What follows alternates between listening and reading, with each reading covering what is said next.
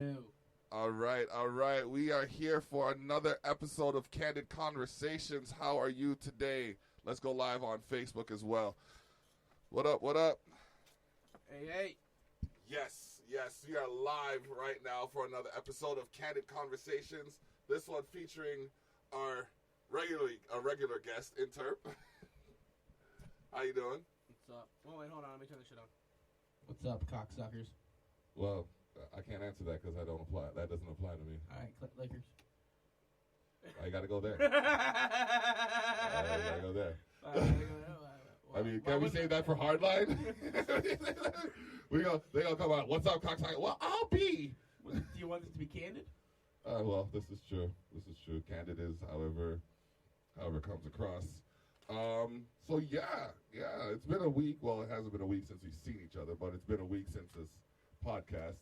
So, how are you? You're clearly busy with what's going on. You see, ever since this man has gotten Instagram, like, I have seen him on his phone more, and I can't fault him because he makes some dope artwork for covers for our tracks and all of that stuff. So, you know what I mean? But, like, damn. Good thing they didn't break. Did you just kick my Starbucks? I kicked your Starbucks. Fuck your Starbucks, nigga. He's like, did you just drop the N-bomb? Listen here, honky. Oh, wow. He went there. You motherfucking piece of white bread. White bread. Mayonnaise, cheese, other white people shit. Wait a minute. Since when did cheese become white people shit? Hold on. Brothers all over the place. Well, then again, you know what? I can't even say that because cheese was like... Yeah, cheese was... It's not that we didn't have cheese, but it wasn't... I didn't find it to be one of those things that frequented in our house. No, I'm telling you, that's some white people shit. Yeah. Hey, what do you want in the sandwich? I don't know, just cheese. Like, white people have created literally just a sandwich. It was just cheese and fucking bread. Yeah, it's called a grilled cheese, y'all. No, not even that. There's just literally people that eat cheese. Just cheese? Not even bread. Just no cheese heat, sandwich.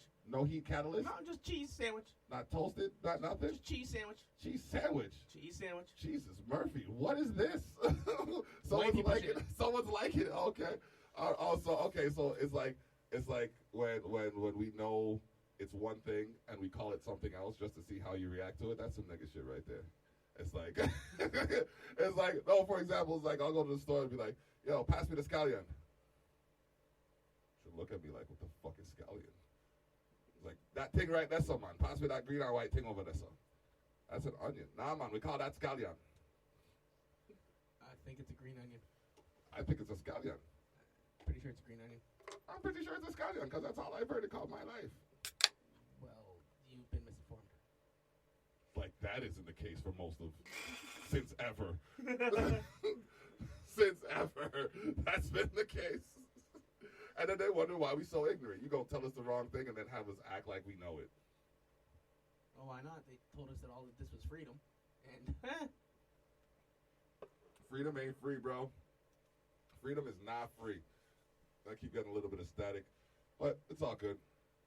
So on this episode of Candid Conversations, we got some food. Yeah, man, that stuck right to it. Yeah, that's some good shit right there. But moreover, you know what I mean, we have some promo in the background. As you can see, the Expose the North flag has been flying on these monitors. I want to shout out my dude from Death House, whose name, I'll call him Death because he knows who he is. You know what I mean? Hook the brother up with some computer technology, you know what I mean? I got the Connect from Stoddy P for the TV, you know what I mean? Got to shout out the Wifeinger for doing all the budgeting that allowed me to afford the other one. shouts to all those people. Yeah, man. What was the first one? Death. Shouts to Death. Shouts to Death, yeah. What up, Death? Yeah, man, he goes by Shouts Death. to you. Honestly, for him to bring this studio to life, I don't know. He's one of those guys that, he's kind of like you. He's like, he'll do good, but he doesn't want the recognition for it. Okay. You know that? Yeah. You know what I mean? It's like you're doing good, you're doing good. It's because y'all out here ruining a motherfucker's reputation by saying, y'all, he did some nice shit. Like, nah, motherfucker, I'm still an asshole, so, like, I gotta go kick a puppy or something. Hey, don't get me wrong. Like, the way you started the show, I'm like, that's the Terp of old. I'm just here, man. Like, that's the thing. It's like, you poke the bear, and then when the bear growls, you're just like, oh, what did I do? You can't do that. Oh, don't poke me. I feel sorry for anybody who is foolish enough to provoke you in this state. I feel sorry for them. Like, if you can see the post that he's been putting up and still provoke him, there's something wrong with you. Straight up. Straight up. I'm sitting here and I'm just looking at different scenarios and different situations, and I'm just like, nope, couldn't do that. Yeah, probably could do that. Nope, wouldn't try that. Maybe that's a good idea, but nah. So the next video, we gotta talk about that for a minute. It's a video. It's a video. Yes. It's gonna be the next one. All right, cool. Have you have an idea as to which one it's gonna be, or is that off camera? Well, it's a track that nobody's heard yet. Oh. So. Okay. It'll probably stay that way until the video. Although I really kind of do want to get this track out. I might put it up before Christmas if we don't get the video done before then, but no rush. Say the word. It's gonna have you out in the snow. Snow I can do. Water? On the water. On the water? I don't know about that, bro. Ice fishing. Ice fishing. Oh, man. I'm joking. Okay, I was about to say. I just wanted to see this guy's face. I was about to say, that's kind of your team business. Like, if you want to talk about... In other words, that's some white people shit. I was saying, if you want to talk about chasing dinner down, then, that's my... This mother... Yo, bro, you ain't never seen nothing till you see a grown-ass man chase a chicken down and break his fucking neck, bro. Like, some real shit. Like, you're right, because white people never grew up on farms. Isn't that what it is predominantly out here? Yes. I've seen, yeah. Effingham. I've seen some shit. Effingham? I've seen some shit. That sounds like a thuggish place. Yo, it ain't, though. It's hillbilly as fuck. Oh, man. But all I ever thought of was fucking ham. But hillbilly is the white equivalent to our thug, to black thug. No, it's not. In some ways, it is. No, it's the. I gotta think about a careful way to classify it. It'd be like they're the I don't give a fuck of your. No, they're the white version of. We are candid conversations here. We're not. Ain't nobody got time for that. Ain't nobody got time for that. Yeah. Oh. Yeah. That ain't thug. That's crazy. There was a fire. That's hillbillies. That's just inner city hillbillies. I don't know, bro. I don't see thugs with time for much. It's like they want to run and gun it and get it done. Yeah, that's not the hillbilly lifestyle. They'll like sit still for hours and just smell. Just smell as in like take incense, or smell as in like project smell scent? As in like these motherfuckers need to take a shower. Y'all know who you are. Oh, hillbillies. Damn, he went there and beyond. But always. While Terp takes over the next segment of conversation, I'm going to spark this blunt. All right, so what do we want to talk about? Let's talk about. Let's talk about fucking Justin Trudeau getting caught on that hot mic, making fun of Donald Trump's stupid ass. He got caught on a hot mic. No. Yo, him and a bunch of other leaders were talking shit about Trump, and they caught him on a hot mic, and he straight up, yeah, man. It's awesome. You know what? I've been on both sides of that coin where I've been talking trash and I didn't know the mic was hot and it went on air, and then there were times where I was talking smack that I wanted to be heard and I was not on air. So, like, either way, though, you get caught on a hot mic, there's no turning back from that. I'm glad it happened. I'm glad that Trump heard a whole bunch of other world leaders talking smack about him, because the guy's a fucking goofball. Oh, yeah. He's been accused of fucking a child. He's a douche nugget. There's no two ways about it. And personally, I think that people like Trudeau and all these other world leaders need to say that shit to his fucking face. Like when he shows up at the UN, they need to say, "There's the kiddie table, you fucking moron. Go sit down over there and puff yourself." Bro, I've had politicians run when they see me, Literally. Vance Badaway, hi, hey Vance, how you doing? Like he was at a what's it called? They ran a parade. He was at a parade. He ran out of the parade. No, he didn't. He walked up. There was a kid beside me. Look at that float. Why is that man jumping off the top of the float and running away? He gave candy to the kid beside me, looked, made eye contact, saw that it was me. I had an altercation in his office a few weeks earlier. He literally hightailed it back towards the crowd of his people. So just like, look, you out here scaring white people again? It's not my fault y'all scare so easy. Hey, don't put us all in that category. No, not all of you do. Some of the women out here don't scare very hard at all. Believe it or not, I've been in more altercations, and this doesn't as a man at all, or this isn't something I'm proud of, but I've had more women step to me out here than men. That's because they know that if you hit them, you're fucked. They must forget that I have a wife. I'm just saying. Oh, trust me, I know. Oh, you realize how many times that I've had that too, where you're going to try to catch some dude, and next thing you know, you got his girlfriend in your face, and you're like, well, how do I fucking handle this situation? Exactly, like, no. Springer, you little bitch. I mean, like, okay, perfect. Like, one time, I was in court, we had this woman babysit our kid for us. Brought over a gift. Jenny brought over a gift for me, because she was hiding it from me. Oh, okay. The woman kept the gift because apparently she used off all of the diapers we brought and had to get more diapers used her diapers on our daughter and then had to get more diapers. It's like, we brought you 30 fucking diapers over the course of 5 days. The kid's only staying with you minimum like 4 to 6 hours. How do you go through 30 diapers in 20 hours? In about 20 hours. That's a lot of shit. That's a lot of shit and piss. You know what I mean? Like, and I've seen my girl, like, when she was a baby, she'd go, like, 4 hours without letting anything out. So, like... Yeah. Like, come on. Be reasonable. But some of these people aren't. That's why I don't really ask people to watch anybody. I don't ask people to watch my youth for me, because if something goes wrong, I'll own it. But if something goes wrong and someone else is responsible... Bro, it's not pretty. It is not. I'll admit I am not a pretty. I'm not a pretty man when it comes. You're not a pretty man? I'm not a pretty man when something goes wrong with my family. I just. That makes sense. Yeah, you know what I mean? Like, I see how you care for your children. I really do, and I respect that, you know what I mean? Because there's some people out here who take the high road, not mentioning any snakes or anything. But, you know what I mean? They oh, well, I don't have to do it anymore because... Sorry, I zoned out there for a second. Oh, damn.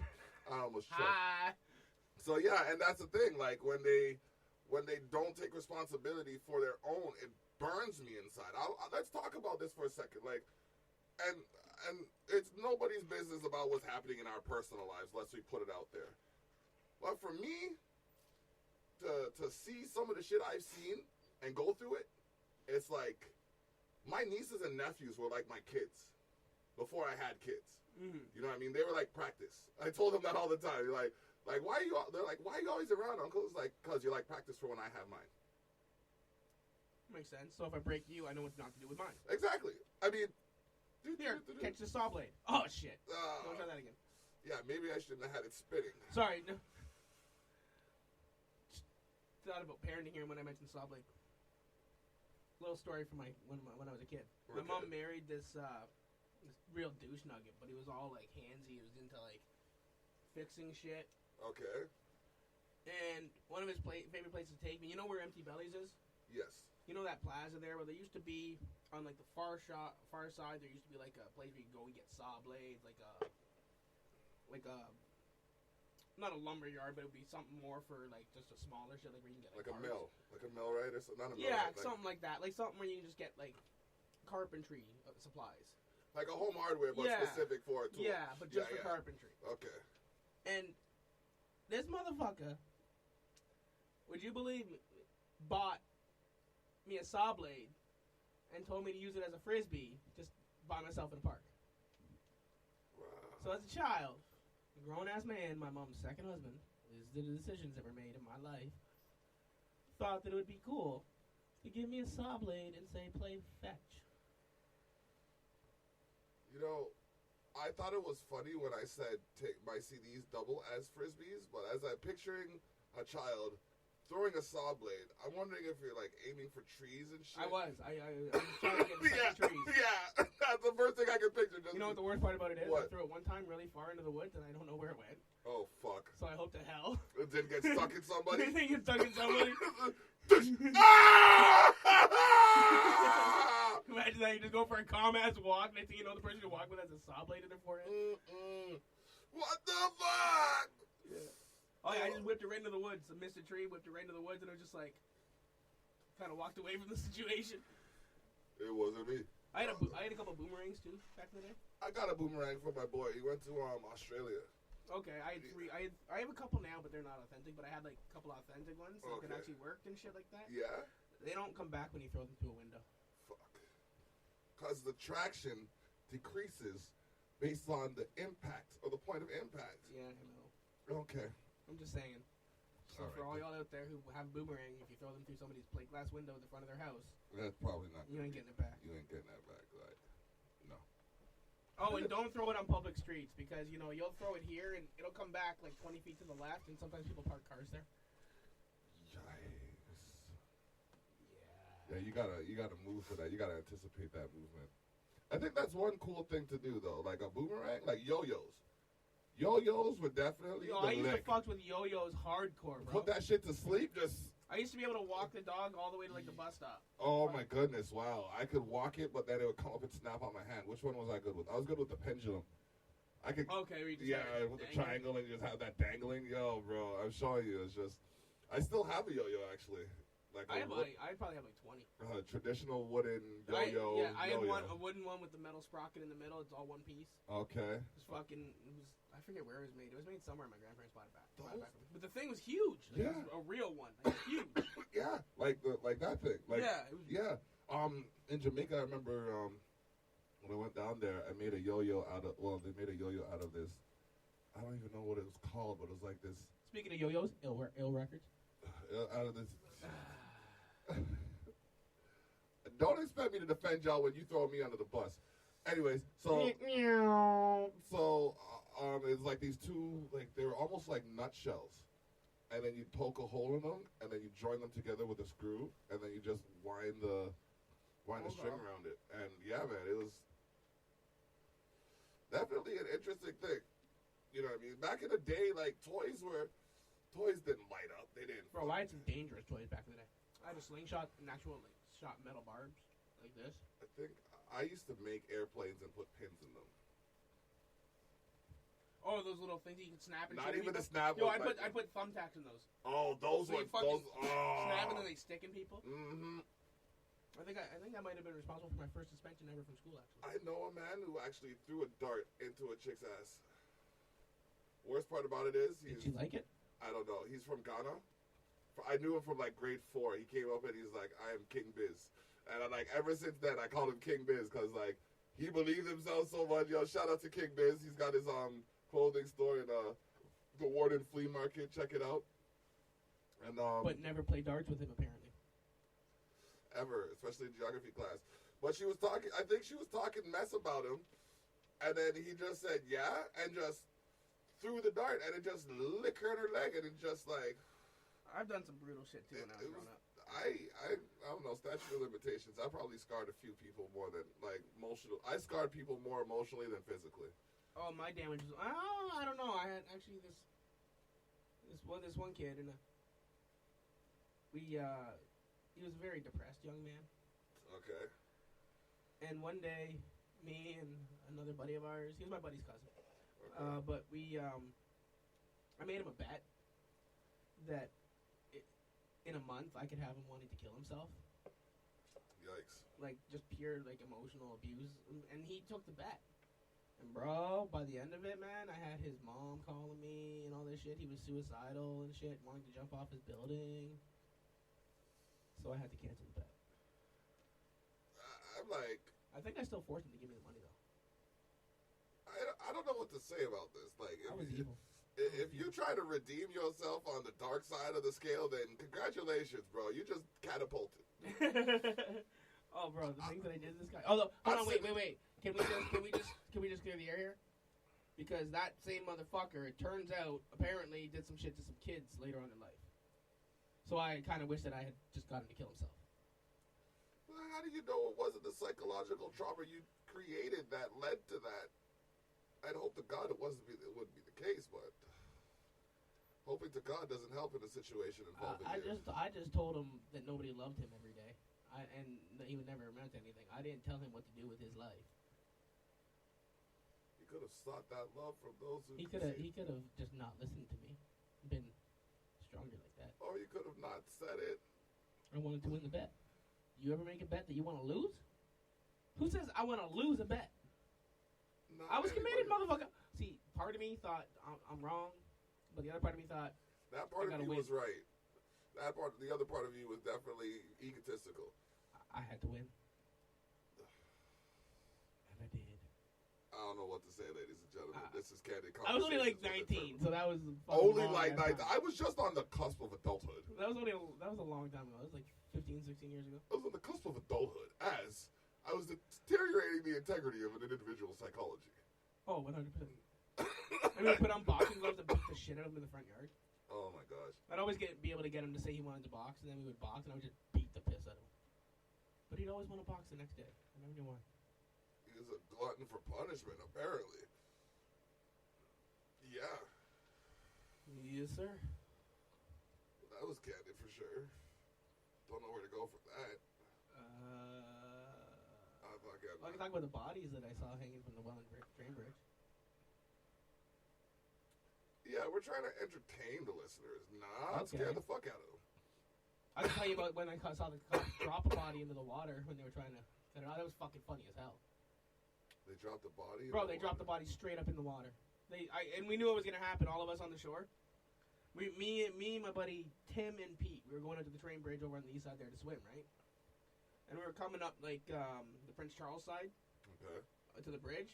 And we look, and all we see is this fucking thing underneath dangling. And we're thinking, a lot of people tie ropes, maybe somebody's on the rope swing or whatever. Nah, bro, body just dangling there. I guess pissed off some of the vrooms in town. Anyway, cops show up, obviously. They tell us we can't swim there, assholes. Like, well, body's there. Why can't we swim over here? But anyway. Down current? That's the current? We see the cop boat pull up, and you can see the guys on top, like, ready to cut, work the knot away and shit. Okay. And all of us on shore are watching as the cop boat's not quite there yet. Yeah. And you see the guy up on top fucking, like, cut it or whatever he did. Yeah. And the body just goes like, and you see the cop in the boat try to reach out and then, like, grab, like, a leg, and the body just right into the water. Yeah, man. Fools. Welland pigs. Fools. Confidence.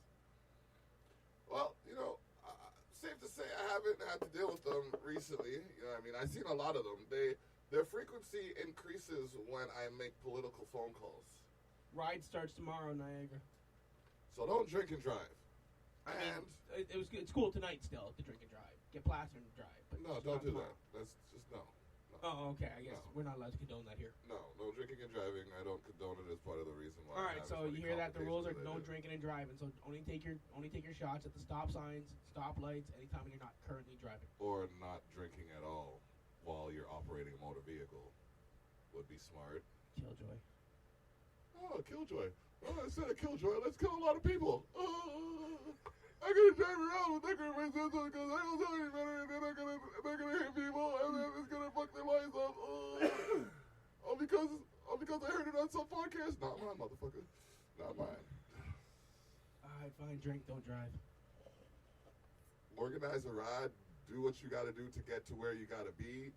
But realistically speaking, you ain't gonna hear drink and drive from me. That shit is just bullshit. I was obviously joking. I don't condone the consumption of any intoxicating beverage while operating a motor vehicle. Says the guy who drives a wine for truck. I don't drink the wine while I'm driving it. How do I know? You don't? Exactly.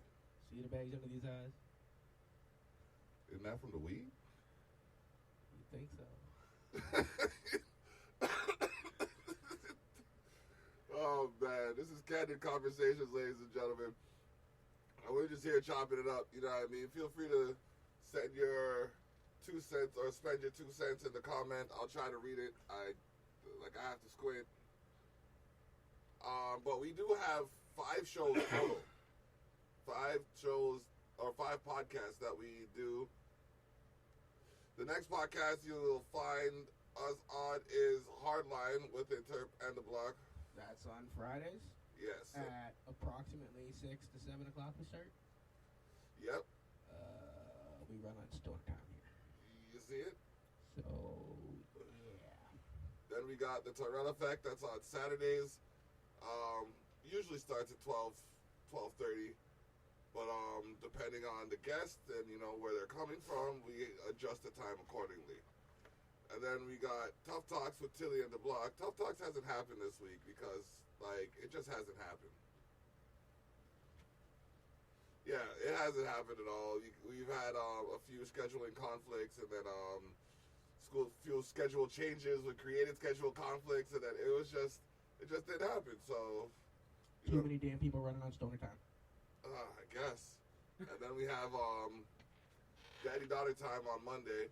Check that out. That is the premier show for this page. That's definitely the show. I don't even. And that's the thing. You can only catch it on Facebook Live. I don't even do it on the podcast. I might start next week, but doing it on the. How are the legalities with that? With Spreaker? That's why I haven't done it on there. You know what I mean? Because it's too. I even when I put up something involving, when I put up your video, it said you have kids in it. A child in here. Make sure you read the child the policies involving this. Okay.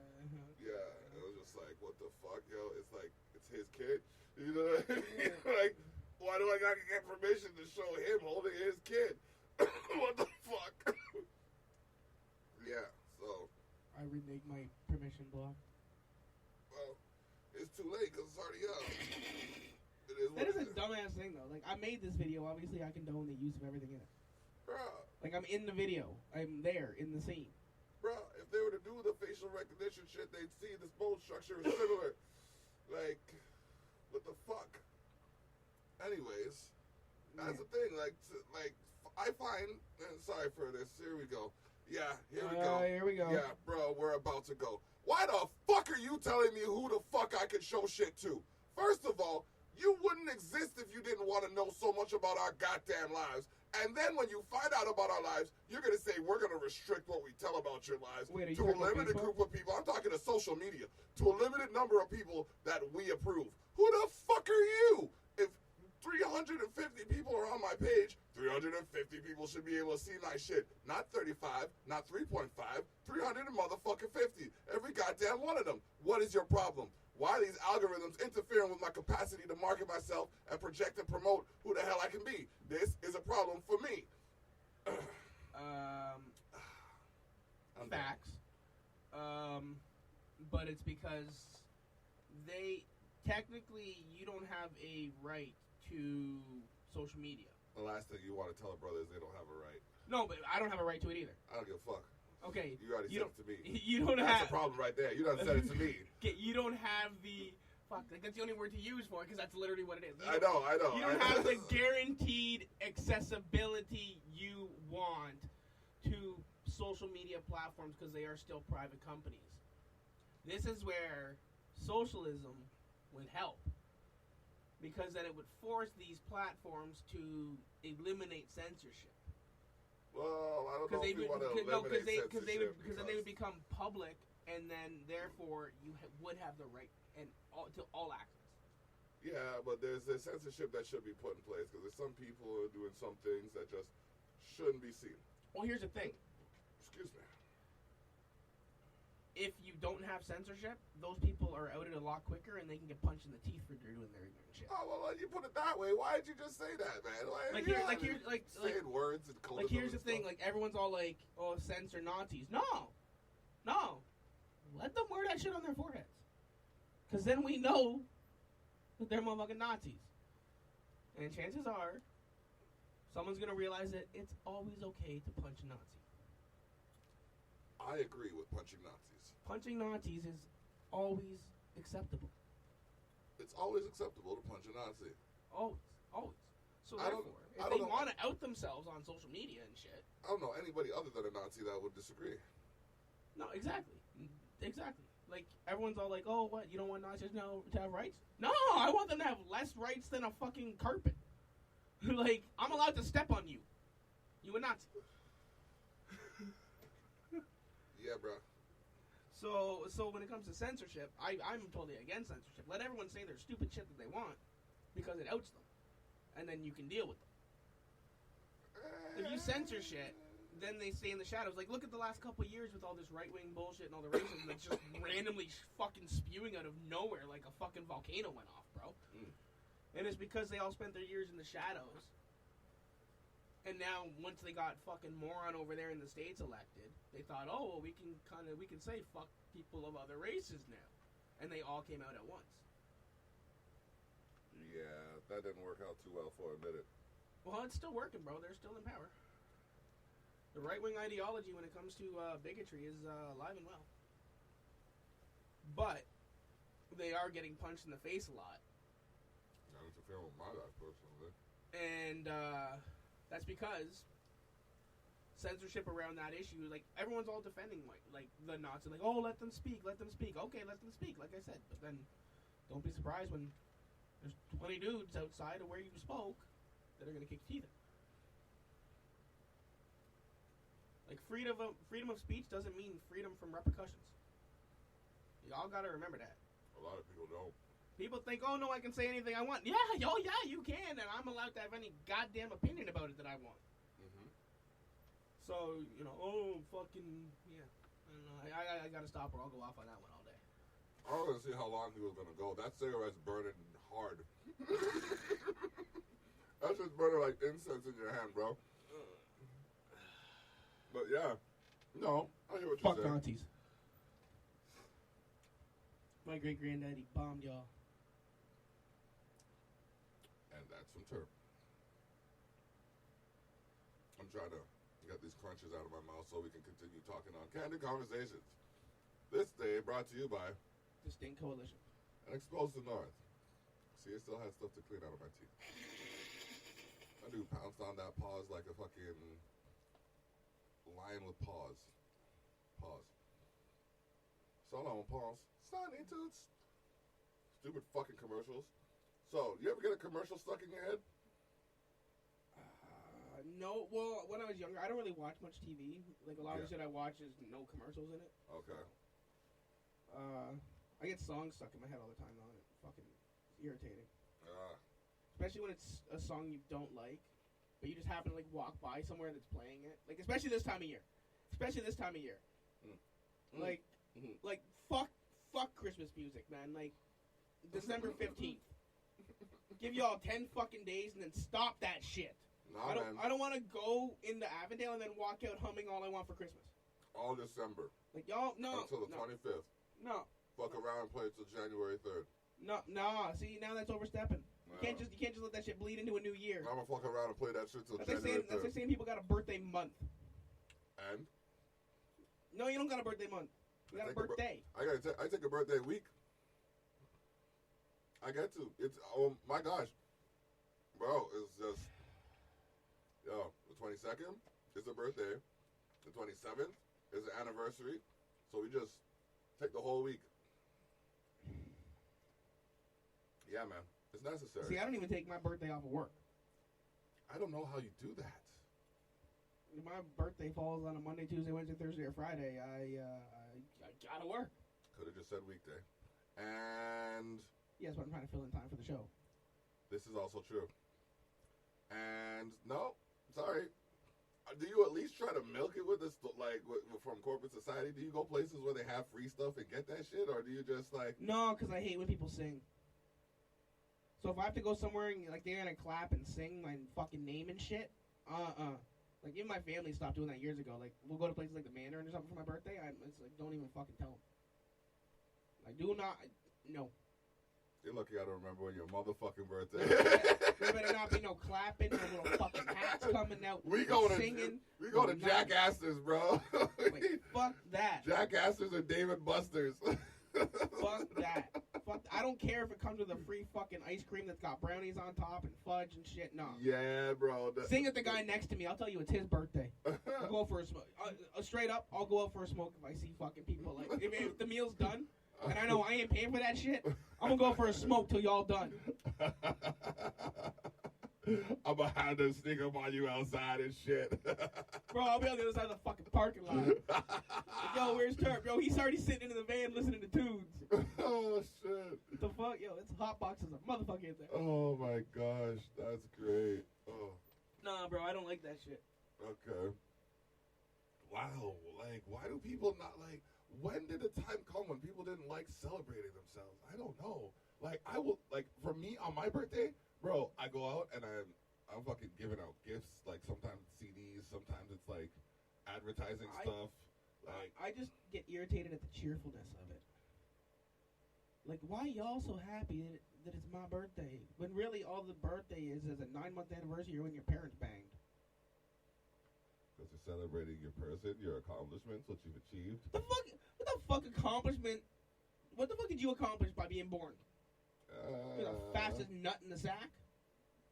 Strongest, too. Like, you didn't accomplish anything. Your dad accomplished something 9 months earlier.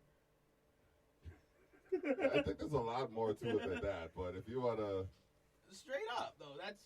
No, I'm sorry, man. That's just like a section, not even a whole section of it. That's just like a portion of the process. Happy birthday to you. Happy day you tore your mom.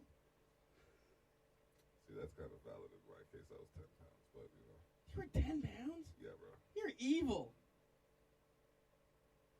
God damn. People should be sending your mom gifts on your birthday. My dad prayed for big children. It's not my fault. People should be sending your mom shit on. You better be giving What her do you mean? big I firmly believe that the parents should get some kind of adulation on the child's birthday. When I hear it's someone's birthday, like when I see like a parent with their child and they're celebrating a birthday, I'll say happy birthday to the child, and then I'll say congratulations to you for keeping them alive for another year. You know what I mean? Because, yo, it can be a challenge. Like, oh my gosh, we won't even talk about that. Getting suckered into things. Keeping kids alive? Theme parks? Fucking theme parks? At 9? What? Holy shit. Without me? You know what I mean? What's he going on about now? I'm so confused. I'm just like that kind of thing, like with kids, and we're talking about keeping them alive. Yeah. Like going to a theme park.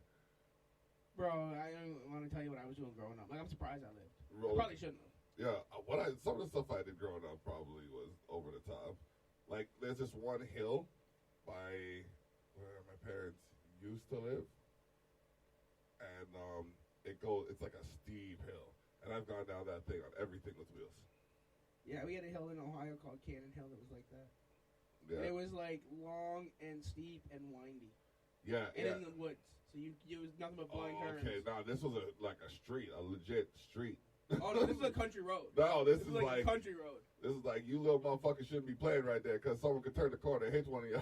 Oh, this was you shouldn't be playing on here because a fucking Mack truck could come by at 70 and not see you. Oh, fuck. Yeah, we probably shouldn't have rode our bikes in there. Shout out to Jeff and Tim. We definitely risked our lives a lot of times on that hill. See it. All right, that's madness. Yeah, used to do some mountain biking. My cousin. Bro, I used to risk my life for the dumbest things. Surprised I'm still here, to be honest. I've like fallen down like the gorge and shit, and just like tumbled and gotten up and been like, oh, not going up that way. I jumped in front of a car a couple times. Oh, Superman over here. Look, man, like if you're gonna run over a fucking old woman, like someone's got to do something. Why were you gonna run over an old woman? No, I wasn't gonna run over an old woman.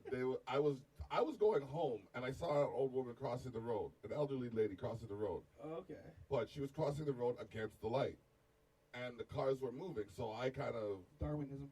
Yeah, made the left turn, and I went to make the left turn, jumped out of the car, stopped the traffic, got Jenny in the car, turned the woman back around, got back into the car with the woman, and drove her home.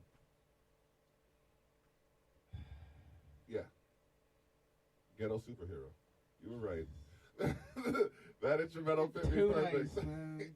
Yeah, honestly, the woman was like 80. I mean, I'll help an old lady across the street if she's being slow and shit, but at the same time, I'm no offense, but I'm not putting somebody else's grandma in my car. Like, you 80, what if you fucking croak out of my backseat? I don't know you.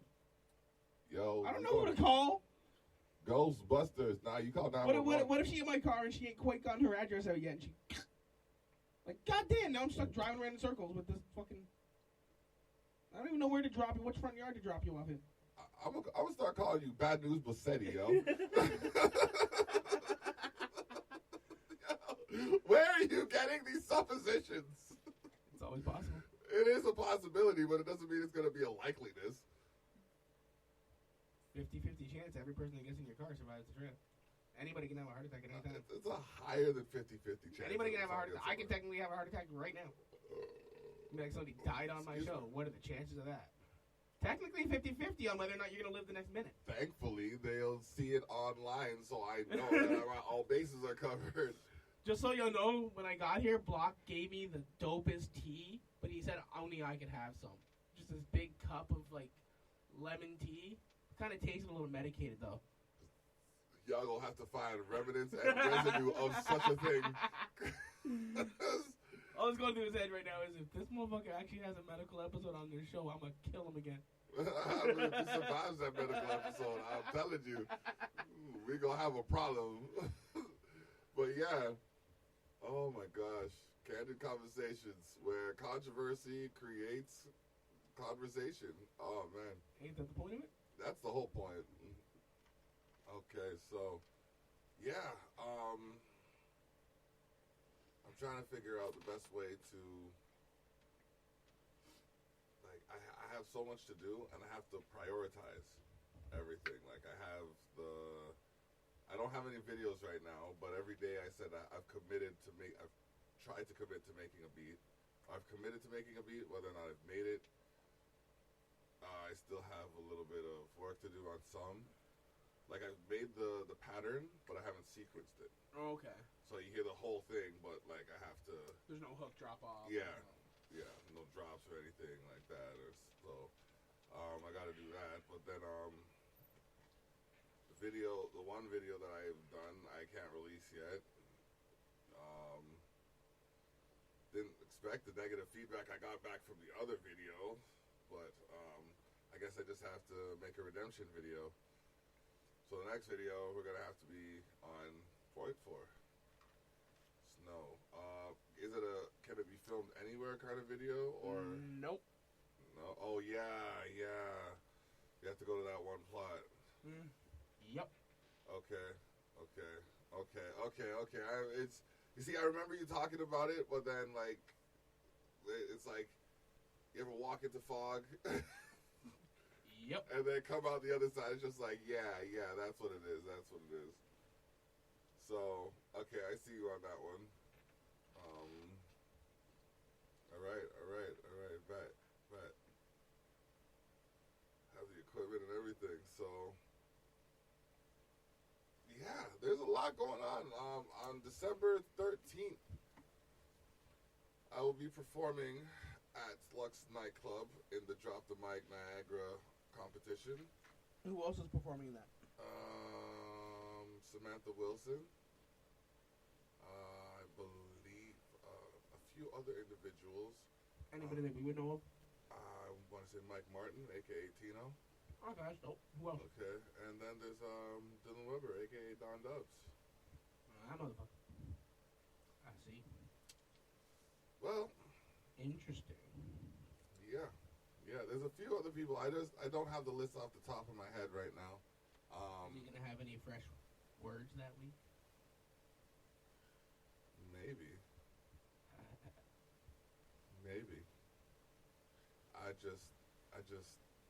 I'm not sure if they're gonna be expressed in distinct fashion.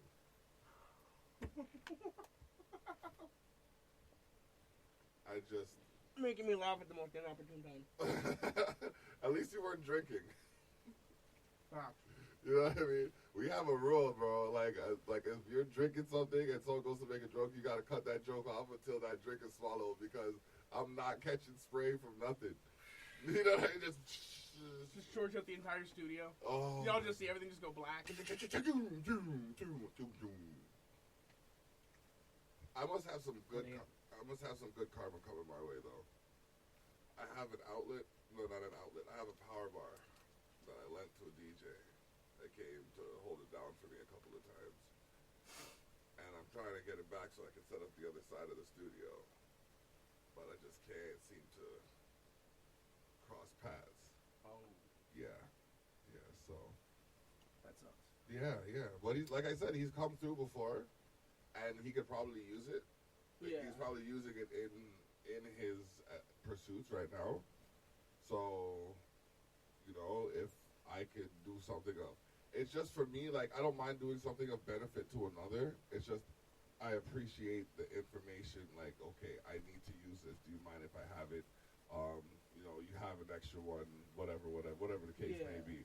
Like, at least ask or make it known that it's required. Oh, there was no asking? There was, I lent it to him, and then he messaged me and said, okay, I still have your outlet, your power bar, right? And I said, okay, when can you meet me up here? Never heard anything after that. Is that the power bar that was right here? That's the power bar that was right there. Listen, motherfucker. I use that shit. Oh, man. I use that shit. That's where I plug into. Yeah. Motherfucker.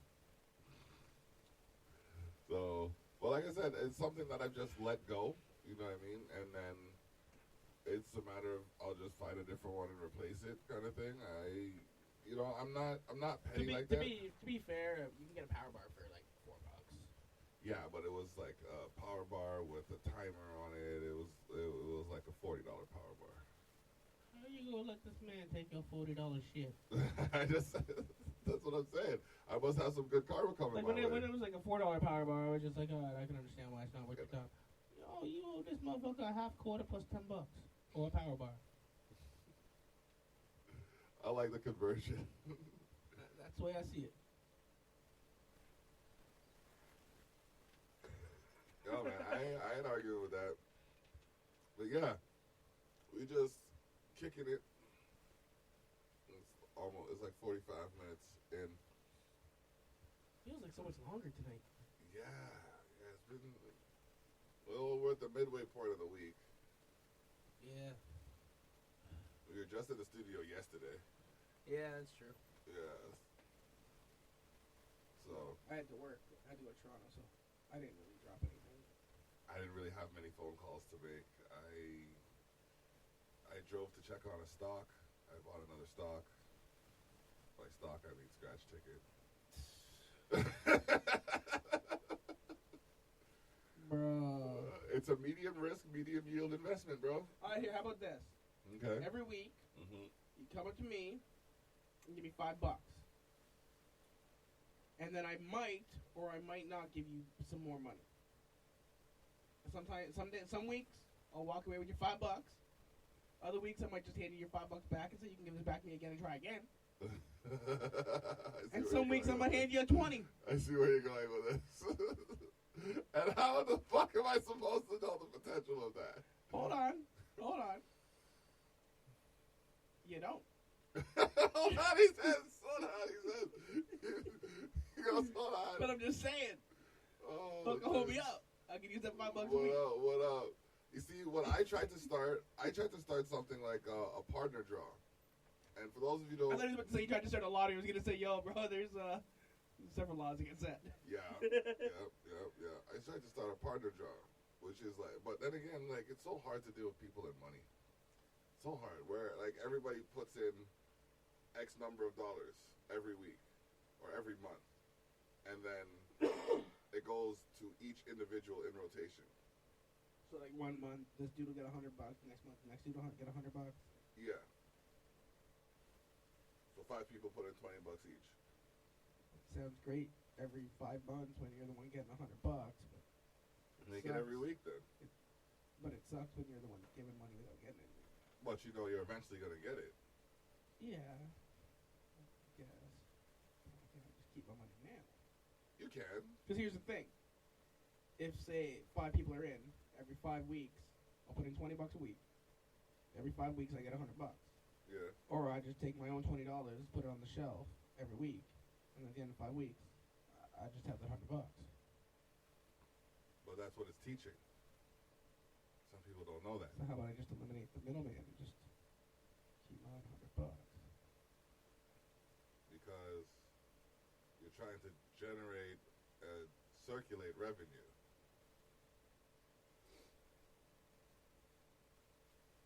I'm out. That's fine. That's fine. Now, if we want to figure out a way where everybody else puts in $20 and I don't got to put in anything, and like every couple of weeks I just get a check, I'm good. That's a grant or a bursary, and that's really not possible unless I don't see people doing that unless they're like dire straits or something involved. You just looked at my phone so weird. That wasn't like a typical noise. Yeah, I know, it's normally on silent. Oh. This was like... Look at your face. The fuck was that? Sounded like a doorbell went to ring off, but just got muffled in like the middle of it. Yeah, I'll turn that off. There we go. See, they heckle me for having my notifications on, and here it comes. We ain't watching it on my phone, Block. We ain't watching it on my phone. If we was watching it on my phone, there'd be some validity in conversation here. Oh, please, man, no. the conversations are candid, and we keep them that way. Oh, man. So, jeez. These teeth are bothering me. Like, two of my teeth are just bothering the fuck out of me right now. And I have no idea why. Teeth get sensitive in your old age. Who the fuck are you calling old? How old are you? 35. What, did your birthday? The 22nd of July. We've been over this. Oh, yeah. The day I fucking yacked splat out. No, the day before I yacked splat all over So you're the backyard. September, so you're 2 months older than me. Yeah. So who am I to tell you that you're old? Yeah. Someone that's the same fucking age as you. I'm old. You can take that. Hey, if you want to take that, that's I'm all you. old. I'm not.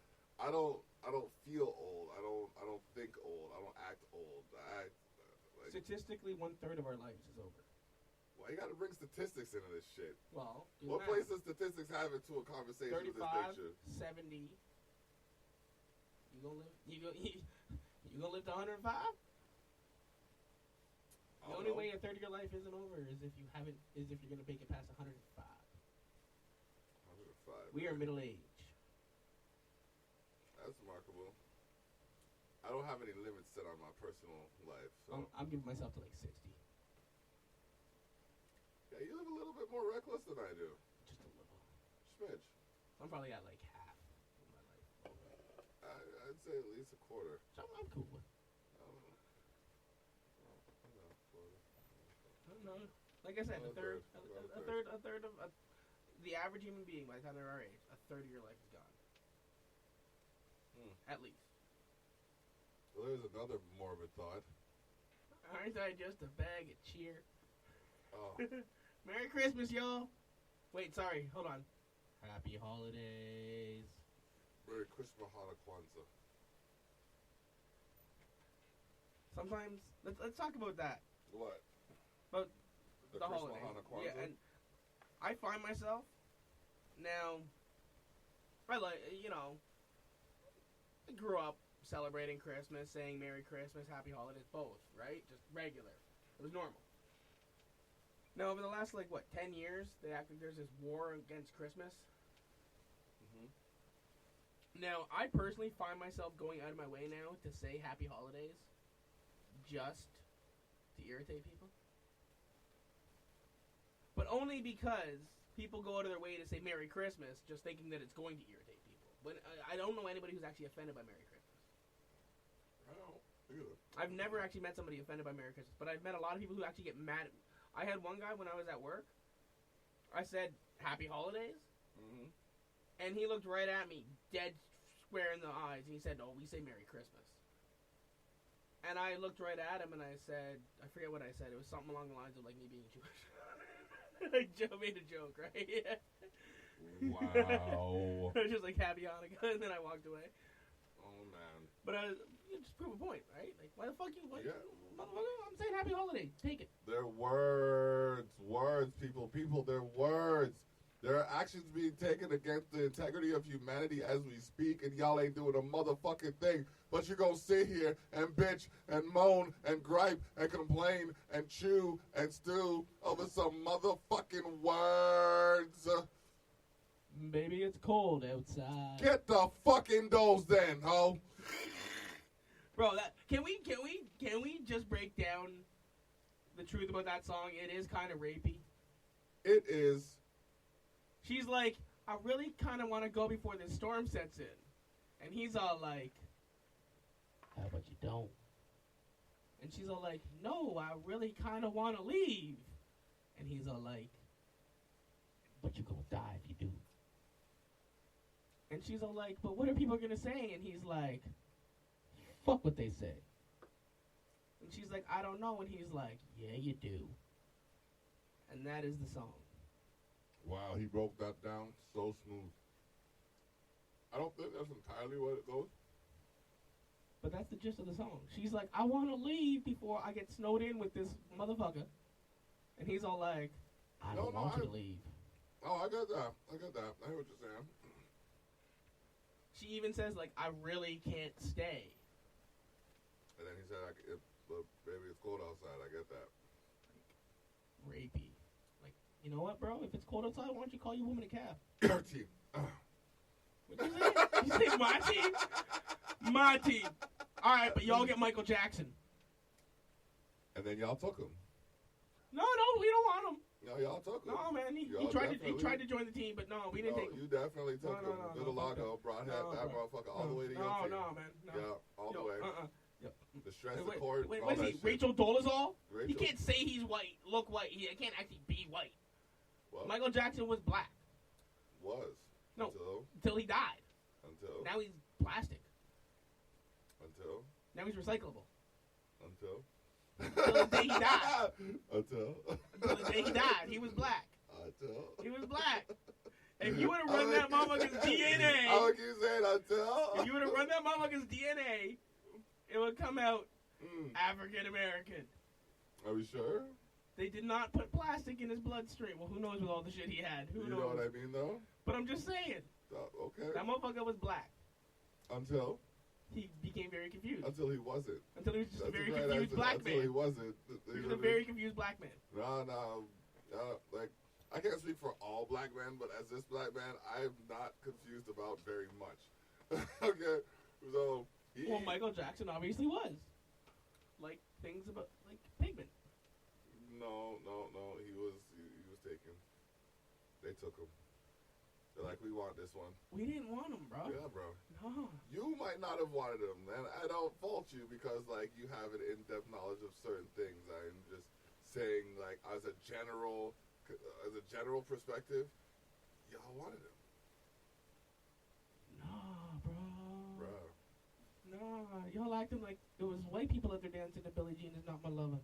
Y'all was. Nah, bro. Y'all doing No, I will give you this.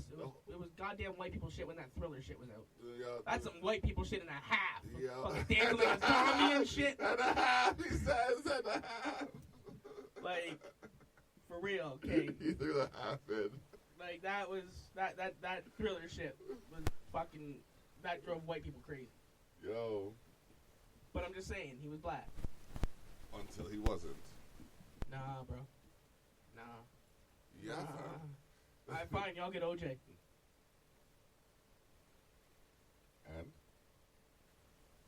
Motherfucker done murdered 2 people. This guy like, alright, I'll claim him. I'm not claiming nothing. I'm just saying, and? Like, it's kind of what it is. It's not like... You say we gotta claim Michael Jackson. Fuck, we gotta give you somebody then. Alright. You got Vanilla Ice. He's just as confused, just couldn't afford the surgery. How you gonna throw ice like that? Y'all even gonna try and back Ice like he didn't do, like he wasn't nice. Ice was nice, bro. I'll even say it. I know people don't give him the credit and all of that stuff from like for establishing much in the game, but Vanilla Ice had some nice bars. I'm not saying he was the nicest of all time, bow down to his claim. I'm saying, like, if you actually take in his lyrical content, like, he... Go ninja, go. Of course, go he's ninja, gonna, go of course, ninja, he's go. gonna be, they're gonna take the one. They're gonna take the one beat. That was in a movie, though. That was in a movie, bro. Ice, baby. Yeah, and that one hit still makes people wonder. Bro, I play that at bars and old people dance to it. Exactly. I used to go to the old bar, if Stock's watching, he'll remember me doing this. I used to go to the fucking 2020 there, and they had a jukebox. Yeah. And you could pay for, like, music. And all the dudes were fucking hicks and shit. So they hated fucking when it'd be rap music. Yeah.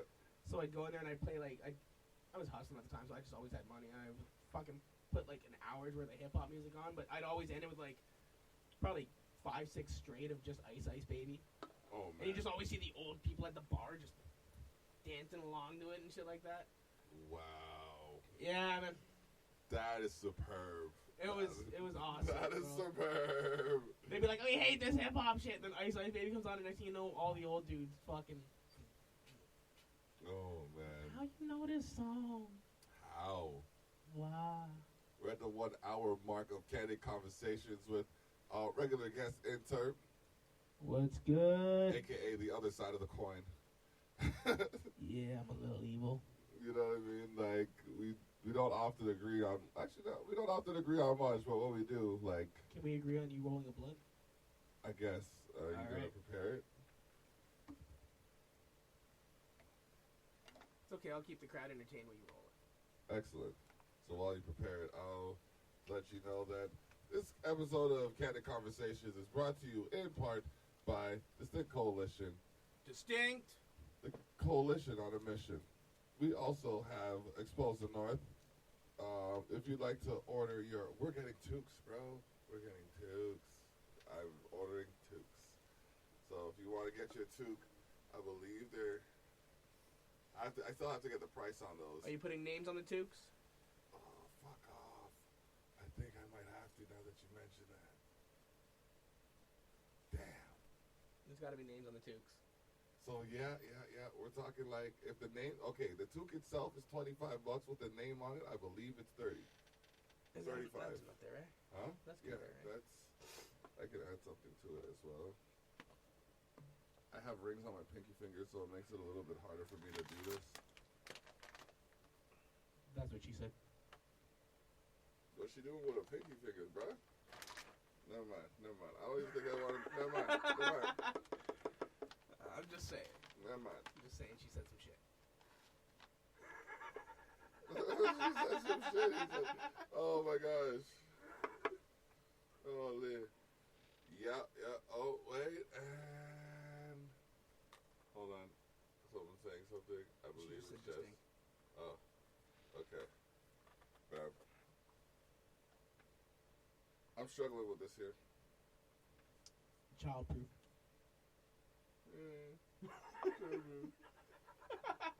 Doesn't help that I'm sitting here with the fucking thing like this. Is I gonna hold the mic for you? I'm good, I got it. You can entertain while I... Alright, cool. So, what we're gonna talk about today is this fucking delicious beef jerky that I'm eating. Fucking Jacqueline's jalapeno beef jerky. So fucking fire. I can see what you did there. Jalapeno, fire. I like that. Shit's hot. So, Donald Trump's an idiot. But then again, Justin Trudeau's kind of an idiot. Netanyahu's committing war crimes. Netanyahu? Benjamin Netanyahu, Prime Minister of Israel. Okay. Killing babies and shit. The Gaza Strip. Oh, he's on that, He was just indicted for a bunch of crimes. he's on that Old Testament shit. Oh yeah, he's on the Jewish people need to settle in Israel for the end of the world. You know, that's a fucked up prophecy. Let me talk to y'all for a second. I knew I'd get him started on something. Now, Christians, and I'm not talking about all, but like the right-wing hardcore Christians that believe the Bible. Why y'all rooting for the Jews to take over Israel like this? When that's the end days prophecy. Now, most people don't root for the end of the fucking world because you're gonna die. Like, if that shit's true, you're gonna die. That's just fucking weird. You homicidal maniacs. Like, why you want the world to end? So y'all gotta stop rooting for this end of days shit. And by the way, Palestine deserves to be its own fucking country. And I'll say that. I mean, yeah. The Jewish people fucking stole what they have. And yeah. Let my people go. Bro, it's fuck. Like, I'm not. the people who I have the most respect for are other Jews who speak out against that. Because it's ridiculous what they're doing over there, man. They're literally blowing up babies with our tax dollars. Because the West helps fund that shit. Whoa. Our tax dollars? They taking money from us? Bro, the Western countries give them fucking so much for defense. Give me a number. I need a percentage. That's what I like to look up, percentages. Because whenever I'm dealing with a corporation or a capitalist bigot, I like to look at how much they're making. And then you know what I do? I divide the total amount of what they're making by the total amount of individuals that it's affected. So if they operate in a particular country or globally, then I look at that number. And the more significant that number is, the less significant their profit becomes. That's just the Tyrell effect. Check that out. The government of Canada provided $5.5 billion in foreign aid to. Oh wait, hold on. That's not. It's foreign aid. That's not a breakdown. Hold on. Okay. 5.4 billion in foreign aid, though. That's a big number.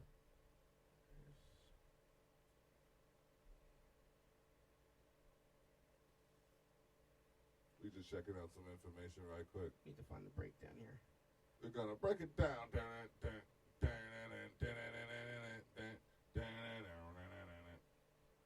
Don't ask me why. I just went to the Degeneration X theme song. This motherfucker. Tough Talks with Tilly and Dablock. Weekly on Spreaker.com/The Tyrell Effect. Doing commercials during my own show. Come on. All right, so you see, and that's one thing I appreciate about these discussions or arguments. They're fact-based. It's not just, I'm wrong, I'm going to insult you. You're an idiot. You know what I mean? Like, do you have a breakdown? Hold on, I'm looking for the breakdown right now.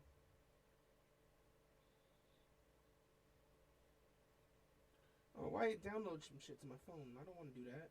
No. They're not into that downloading shit.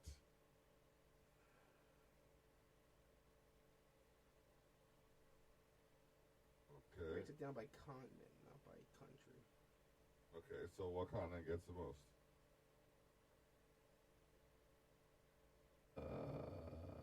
Sub-Saharan Africa. Gets the most aid from Canada? 38% of the foreign aid from Canada goes to Africa. 4% goes to the Middle East. Latin America and the Caribbean gets 18%. Asia and Oceania gets 18%. Europe gets 2%. Why the fuck we giving foreign aid to Europe? Why? Y'all. Ask the Vatican for some money. They're probably doing that same thing that you're doing, like that whole give me $5 and if we do it good. You give me that $5? You know, you give me that $5 and you know, we'll see what happens. I might just walk away. I might give you $20. I'm like, what the fuck? Like, those are some good odds, kind of. Well, those are some good turnarounds, depending on the odds, you know. Every now and then I'll give you 20, but sometimes I'll just turn around and walk away. Yeah. And it's funny because I just won 20 on a big spin. Yeah, bro. We going in. All right, so check out the podcast happening weekly, and they are Candid Conversations on Wednesdays between 6 and 7 o'clock, starting between 6 and 7 o'clock. My shit froze. We got My shit froze. Hardline on Friday between 6 and 7 o'clock. We got the Tyrell Effect flagship show happening on Saturdays between, well, it starts at 12 usually. Unless otherwise documented. And then we have Tough Talks, which is a floating show that happens Sunday through Tuesday. Okay, how about this? And then we got, yes, the most vulnerable show, Daddy-Daughter Time, happening on Monday before or after school, depending on students. You want to talk about fucked up? Yeah. Okay, I was a little bit wrong. The aid that Canada sends out there more goes to Palestine, which I'm down with. But Canada sends aid to Palestine. Yeah. With our tax dollars. Okay. The state sends aid to Israel with their tax dollars. Okay. So we're fighting each other. So we're literally funding both sides of the war. Yeah. Canada and the States. I mean, that sounds like fucked up shit. That is some fucked up shit. That's a fucked up shit. So we're warring with each other through other countries. Financially. Yeah, through other countries. Because the States is backing Israel. And the rest of the world is backing Palestine because Palestine deserves to be its own free fucking country. He believes that, people. I do. Let me not even say people, because y'all going to try to cancel my podcast. Listen, you peep.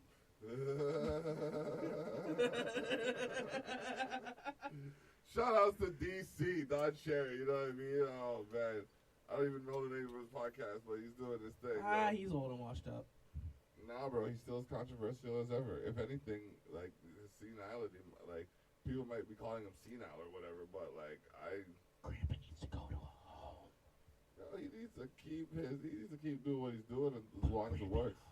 As long as it's working for him, as long as he's controversy, as long as people will listen, keep doing your thing.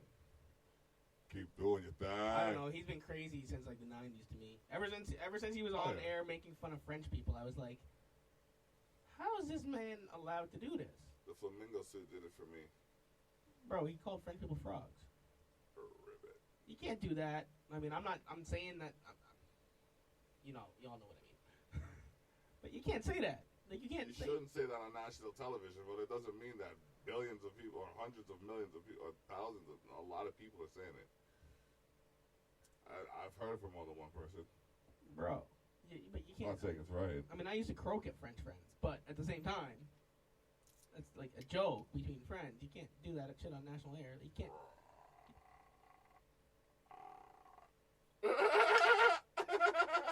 Motherfucker just croaked when we were talking about French people. I'm not right, though. I'm not right. This is candid conversations, I'll tell you that much. But the thing is, people in your bad jokes.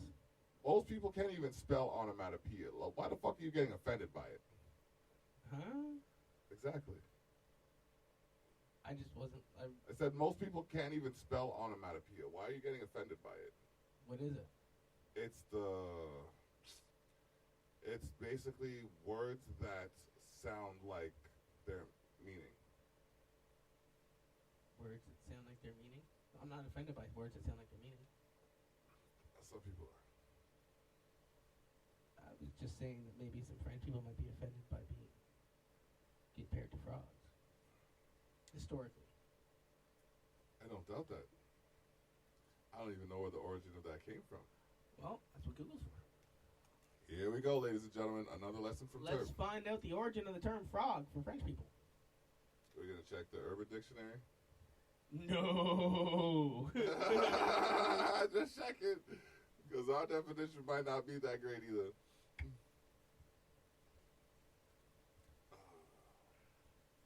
We looking. Share the link. Thanks for tuning in. Just how bad is the term frog? I think I gotta check that. About to check this here out. There's always so much reading. That's what information is, bro.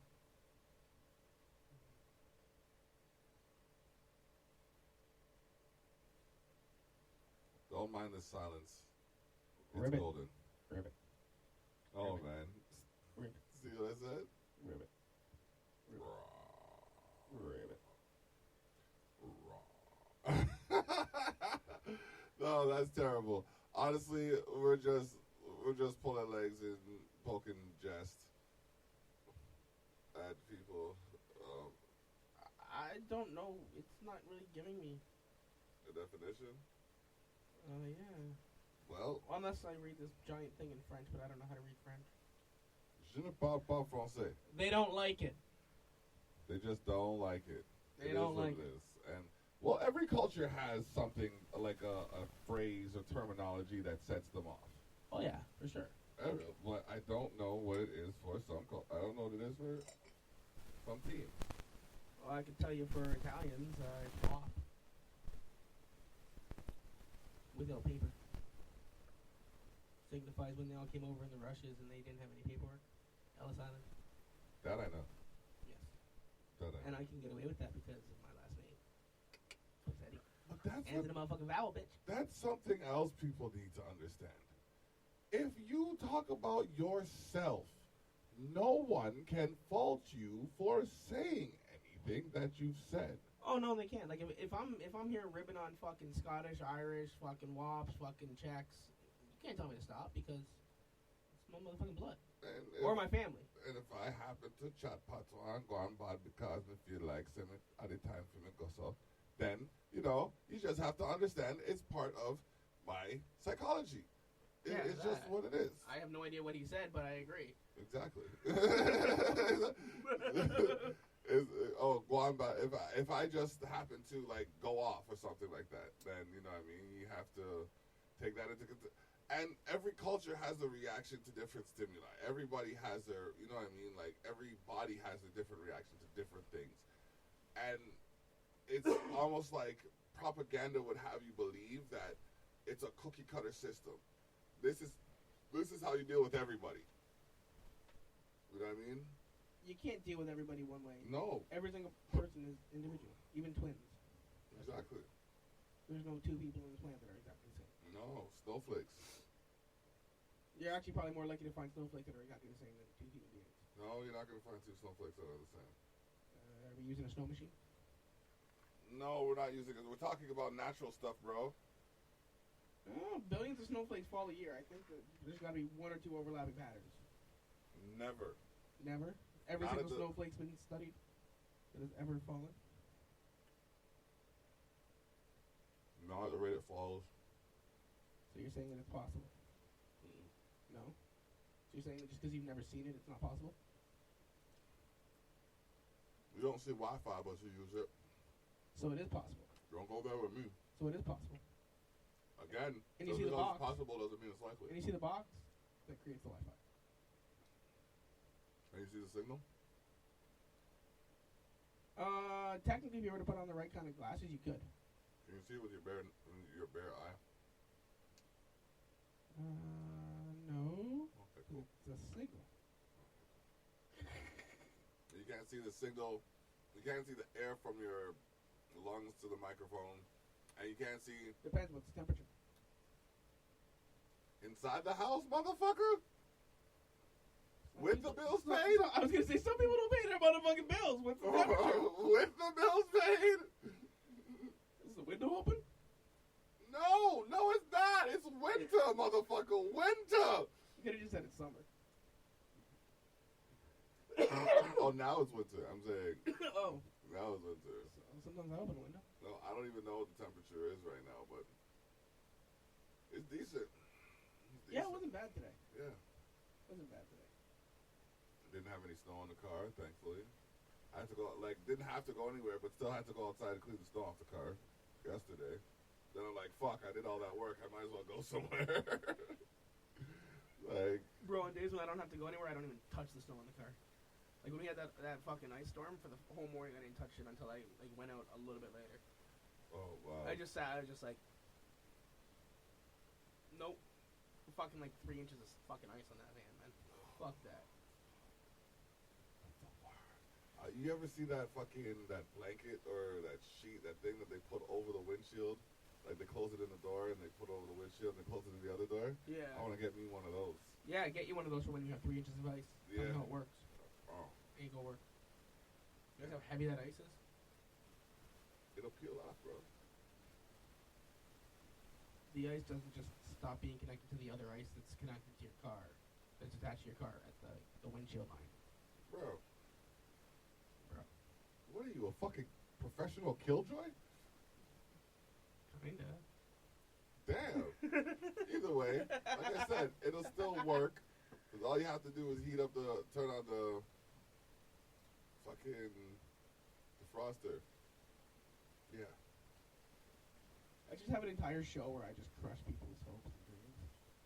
Yeah, you might not want to have it on this, on this episode. But, I'm sorry, Vlog, am I bringing you down? A little bit, yeah. Alright, cool, your window thing sounds like a good idea. It's not my idea, it's fucking somebody else's idea. Getting one sounds like a good idea. No, it doesn't anymore. Yeah, you bullshit me and it's like... You have my full support. Uh-huh. Mm-hmm. Right.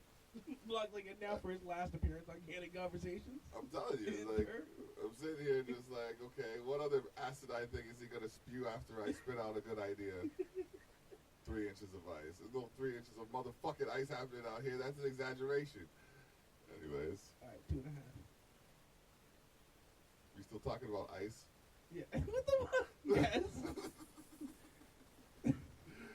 You poking the bear. I told you, stop poking the bear. Don't poke the fucking bear. Like, I'm not going to poke the bear. I'm not going to poke the bear. For those of you who can't see, it's on Spreaker.com. He's poking air right now. I'm poking air, but like, you know what I mean? That's the sound I make when I poke air. Oh my goodness. Yeah. Just trying to bring the drama to the show, Block. I noticed. I'm just hoping like this whole weather stays the way it does till Christmas, where you get a little trickle of snow, you know what I mean, and then it just goes right back to this shit. I am so for that. I'm so for that. I'm all about that.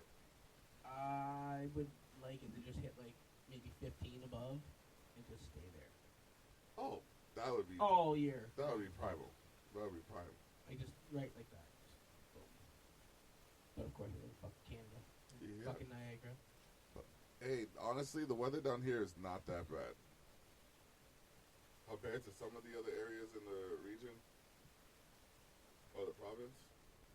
Well, no, that's true. I mean, we're not up north, but I'd live up north and put up with it because up north is fucking raw.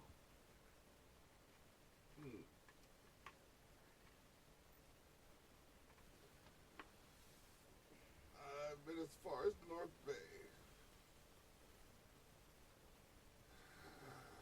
But as far as North Bay, but it's nice up there. Not much further. Yeah. I used to go up north all the time. Air seems clean. Oh, it's much cleaner up there. You can actually eat the fish that you pull out of the water and shit. I swear some people are doing that down here still. You really should not. If you're fishing in the Niagara River or the Welland Canal and you're eating that fish, you're fucking gross. Yeah. Like, you're fucking disgusting if you're eating that fish. Bro, I pulled out a pike like a year or two ago, probably 2 years ago now, when I was out on the boat with my buddy. Yeah. And it would just look like fucking little holes all over it from where like the living fish was it was like starting to rot alive. That just made my skin crawl. Like, bro, the fish here, so you can, if you get a fat enough fish and like a sick enough fish, you can literally see the worms crawling underneath the skin while you're holding the fish here. Like, you can just see the little bumps in the skin. That's fucking wrong, bro. That's gross, yo. That makes me want to yak. Welcome to Candid Conversations with Interp and Dablock. I mean, like, if you're gonna go into the middle of the lake and drop down 100 feet, then you're gonna eat what you pull up from there. That might be something different. Like ice, if you're walking out a kilometer and you're doing some ice fishing, all right, that's cool. Eat that maybe, but nothing in the little rivers. And I see far too many of y'all fucking fishing in the fucking rivers, and you have fucking fish on the chain. You know that walkway to the fucking Merritt Island? Yeah. I see people fishing off of that in the brown murky water, bro.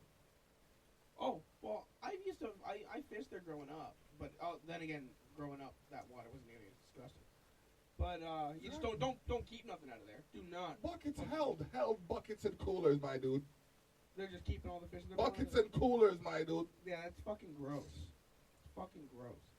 And that's probably proof that we need to figure out ways to pay these poor people, because they might be doing that to survive. We pay these poor people. We find a way to pay these poor people by putting in recycling plants, and we get the 5-10 cents that they can get for the fucking plastic bottles to bring them back, just to clean them out of the street. The bottles in the cans and all of that shit. You know what I think would be an amazing way to fucking help deal with the poor people and shit is you cut the city's policing budget by like half, because I can tell you right now that they don't use that money. Like, they spend they spend tens of thousands on like policemen's balls and all these little parties and shit celebrating being an authoritarian force in a fucking free society. Free! So you cut their fucking funding and you use that to educate the homeless or to build homes, because some people just can't fucking do it themselves. Like, there's mentally ill people on your streets. mentally ill people should not be forced to live on the streets. No, There needs to be housing. Definitely. It's not their fucking fault. If you're 22 years old, you're not going to work and you're a fucking bum, all right, whatever, man. I can't help you out if you're not going to help yourself. OW. But even then, some people just choose. Like, there are literally some people who just choose to not be responsible. Yeah, that's disturbing. A good percentage, too high of a percentage of society is unaccountable. From what I've seen, everybody wants to blame somebody else. Even, like I said, these hierarchies of governance, they have someone else to blame. Like, it's just recently that I'm getting anywhere with some of these places that, I mean, I've had 5-year issues that have existed 5 years, and I'm just getting attention on those matters this year. That's ridiculous, man. You know what I mean? And it's like, I know I'm not the only one who's having problems, and I get that you don't see what I'm dealing with as problematic, but at the same time, like, it's having a negative effect on my psychology, which is having a negative effect on my physiology, which is having a negative effect on, you know what I mean, my sociology. Like, fix this shit before I have a negative effect on you. Bro, have you not been seeing what's going on around the world lately?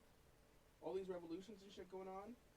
The what's it called? The protests and in, like, Brazil and shit, and, like... But here's the thing, and this is what a lot of people aren't realizing, especially over here, is they're not overthrowing socialist governments, they're not overthrowing dictatorships, they're overthrowing capitalistic systems. Because they're tired of living. Just like how me and you are having this conversation, you're like, I'm tired of this, I'm tired of that, they don't listen to me, right? Okay. That's exactly what they're sick of dealing with, man. It's only a matter of time. That shit needs to happen over here.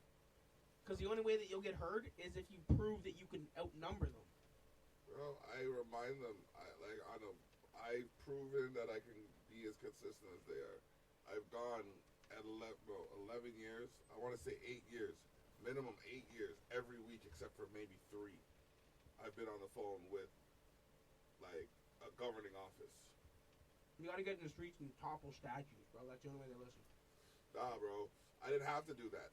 All I had to do, literally, was the same kind of shit you do. I looked at every one of their flaws. I indicated how I could pull them apart, and I showed them exactly where and when they were gonna falter. I looked at, you know what I mean, the system as it was. I looked at what their agenda was. I looked at what they said they were gonna do. I looked at how little of it they did. I looked at, you know what I mean, like I looked at their policies, their protocol, their procedure, and I looked at their mandate, and I held them accountable for it. And when I held them to that fire, they burned themselves. Yeah, I still think the actual revolution is necessary. There's a necessary revolution is coming. Like, it's definitely there. I honestly, I can see it within the next 10 years here. It has to be something that, like, housing.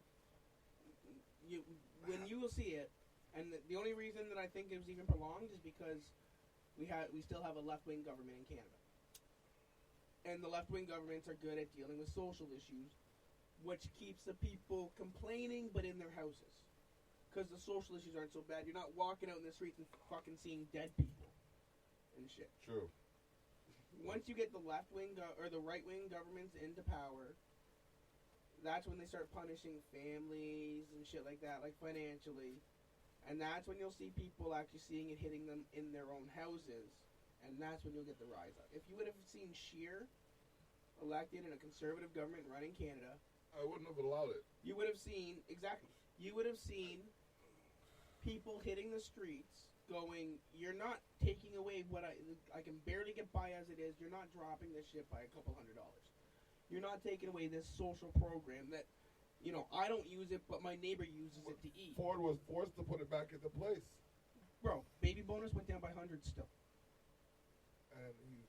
And then with the audit showing that the electricity, that we're paying way more than we're supposed to for electricity, that's supposed to turn about some return. Yeah, the government's really good at taking money when you owe it to them, and take their sweet time giving it to you when they have to. Of course, that's exactly, and those are the systems that need to be overthrown. But if you would have seen a right-wing government take over in Canada, you look at the states. Even look at the states. They had a left-wing, and Trump or not, because Trump's an idiot. He gets what he deserves over there when people tell him to go fuck off. But even when they had George Bush, even when they had George Bush in office, a right-wing president, there was protests in the street constantly because people as a whole are generally very liberal in their views. They don't like being forced to struggle or get by, and they don't like change. And that's true. A left-wing government, change is always for the better when it comes to what's in your house. It might not be what's better for everything. Like, they might hurt some other place where they need money, but they put more money in the people's pockets. That's just the way that liberal governments are. They help everybody kind of live easier, but shit falls apart. Infrastructure suffers. And that's just the way it is. But if we teach people how to take responsibility and how to contribute to establishing, maintaining, and developing their infrastructures, then we can move further ahead. Like, it's not, like, I mean, it's a conversation for another episode, mind you. But, yeah, if people find their way towards, like, speaking, like, these corporations that are making billions of dollars off of our backs should be held accountable for more of the infrastructure around the buildings that they build. You know what I mean?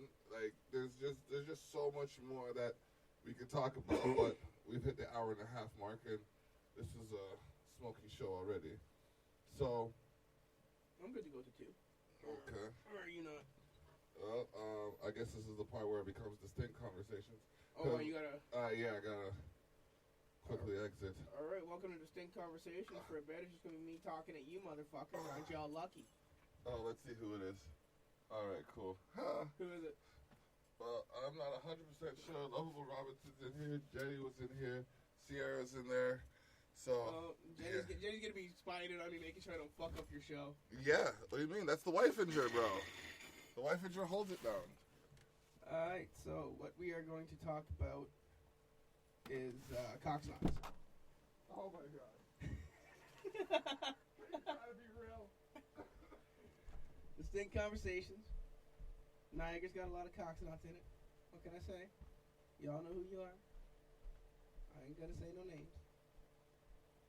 I'm just sitting here getting high, motherfuckers. Ugh.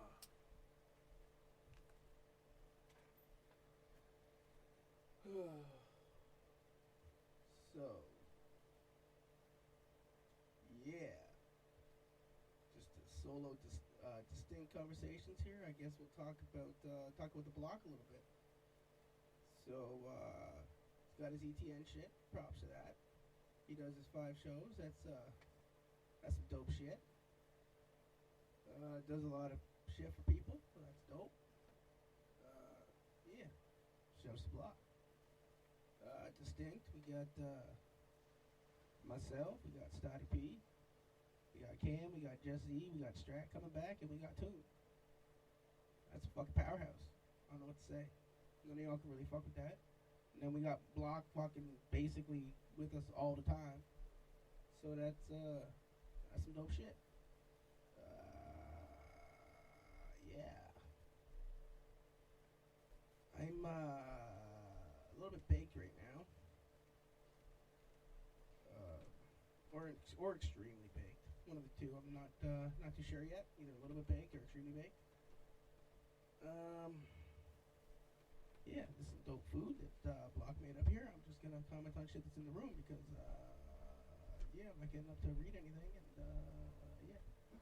So he's got the computer behind us. Boom. And then there's a couple screens over here. So that's dope. That's some dope setup. Then we got speakers and shit.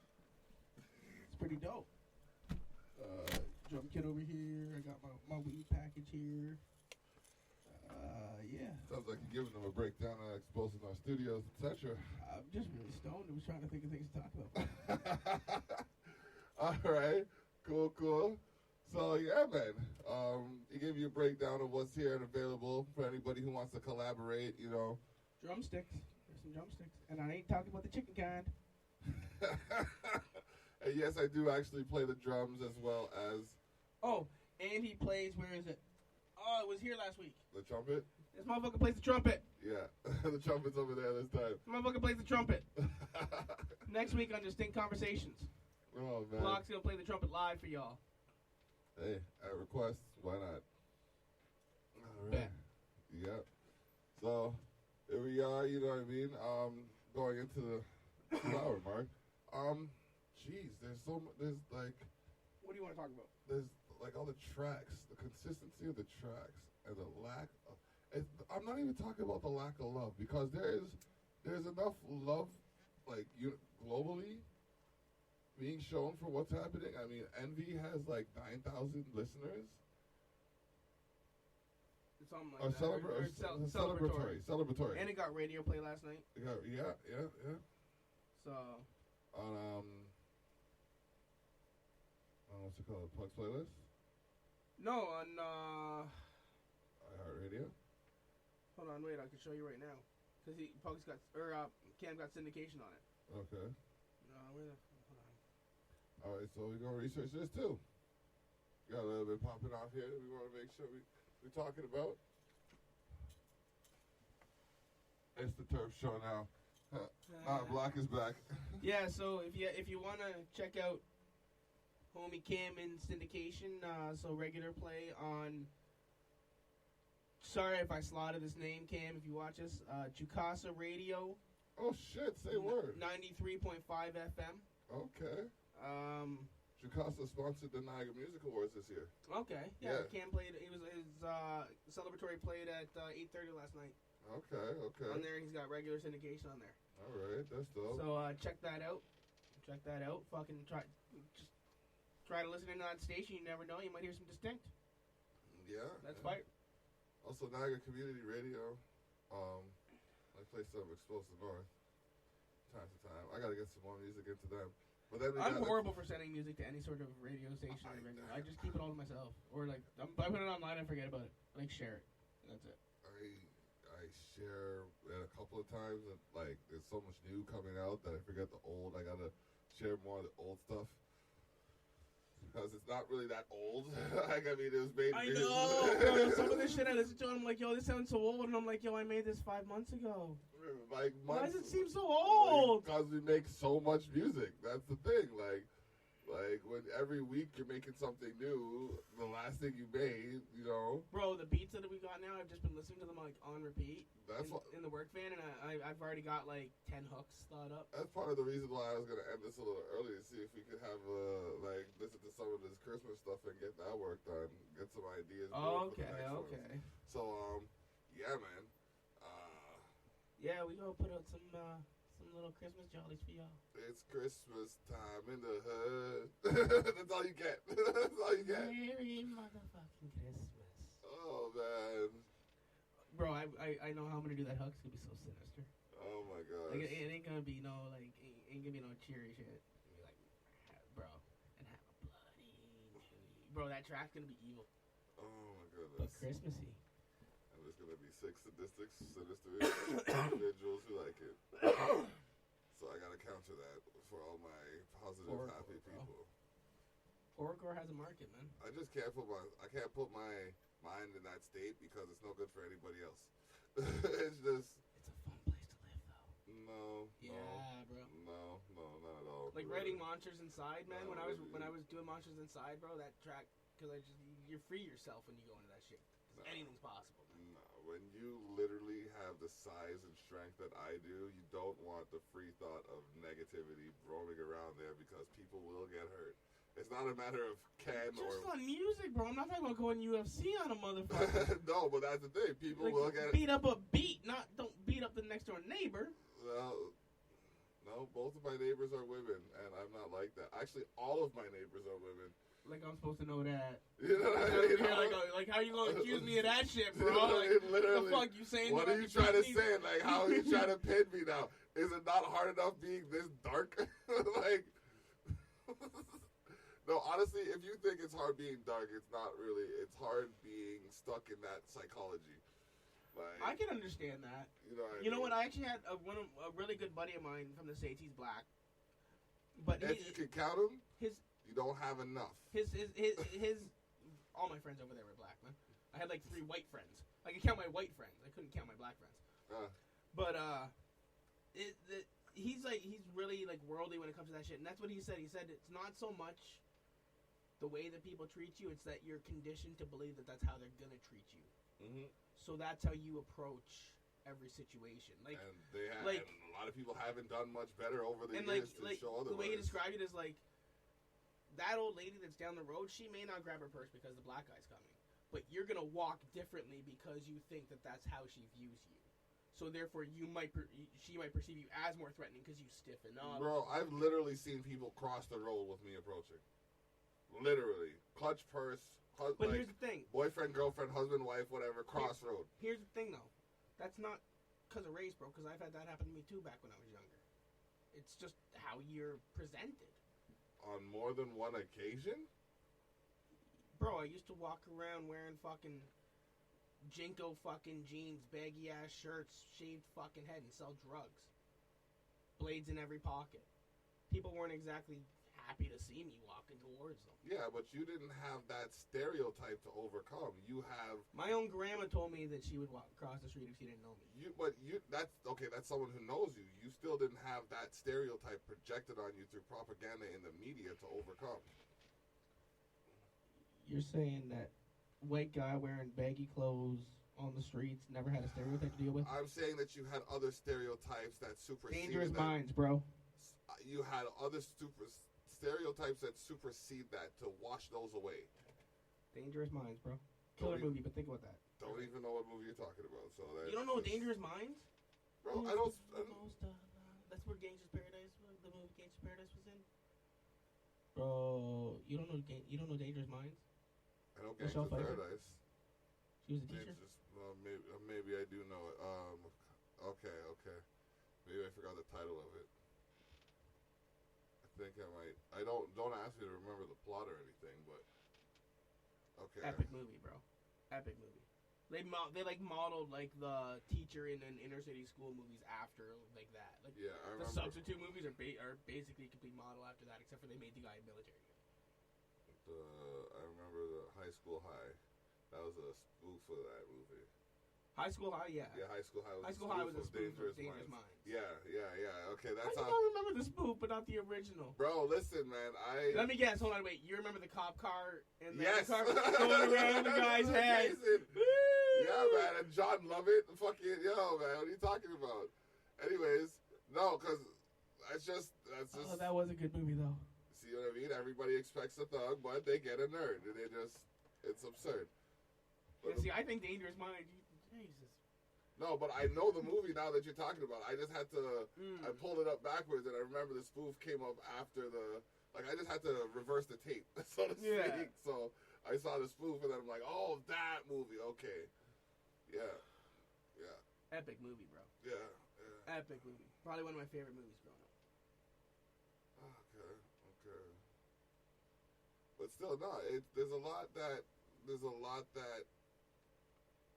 I look at based on how I've been handled and the way situations end up. It's like, even being here, people say people are responsible for X, Y, Z. Yeah. They're not doing X, Y, and I'm supposed to be happy with barely Z. I say, you're supposed to provide X, Y, Z according to this contract that you have with me. They say, that's okay, stay happy with barely Z.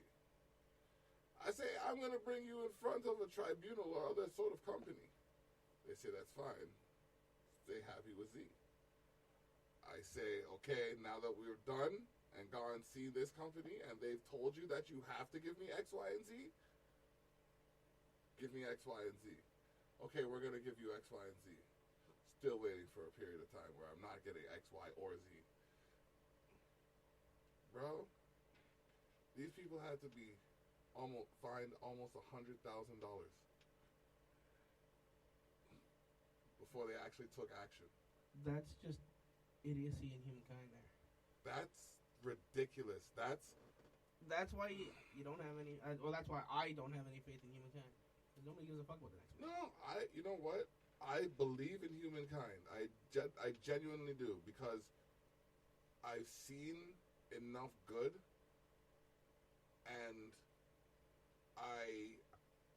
I've done enough good. Like, there are people who expect to see me in a certain form, and like it's my best form.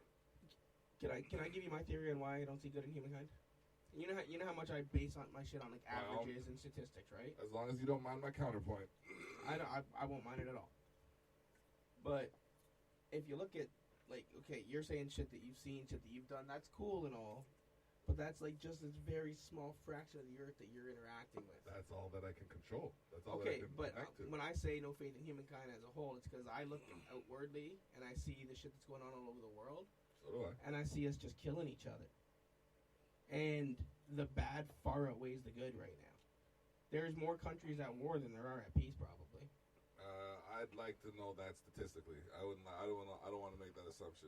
I know America's at war. America's got bases in fucking so many countries. America's at war with everybody that doesn't have a centralized bank, an American centralized bank. But you see, knowing all of this war and tyranny and misogyny and destruction is going on, I choose to, instead of succumb to that and give up, I choose to embrace the good that I can do and do it for those who... The Americans alone are currently at war in 7 countries. Yeah. Like full-on engaged combat. And those 7 countries do not have American centralized banks.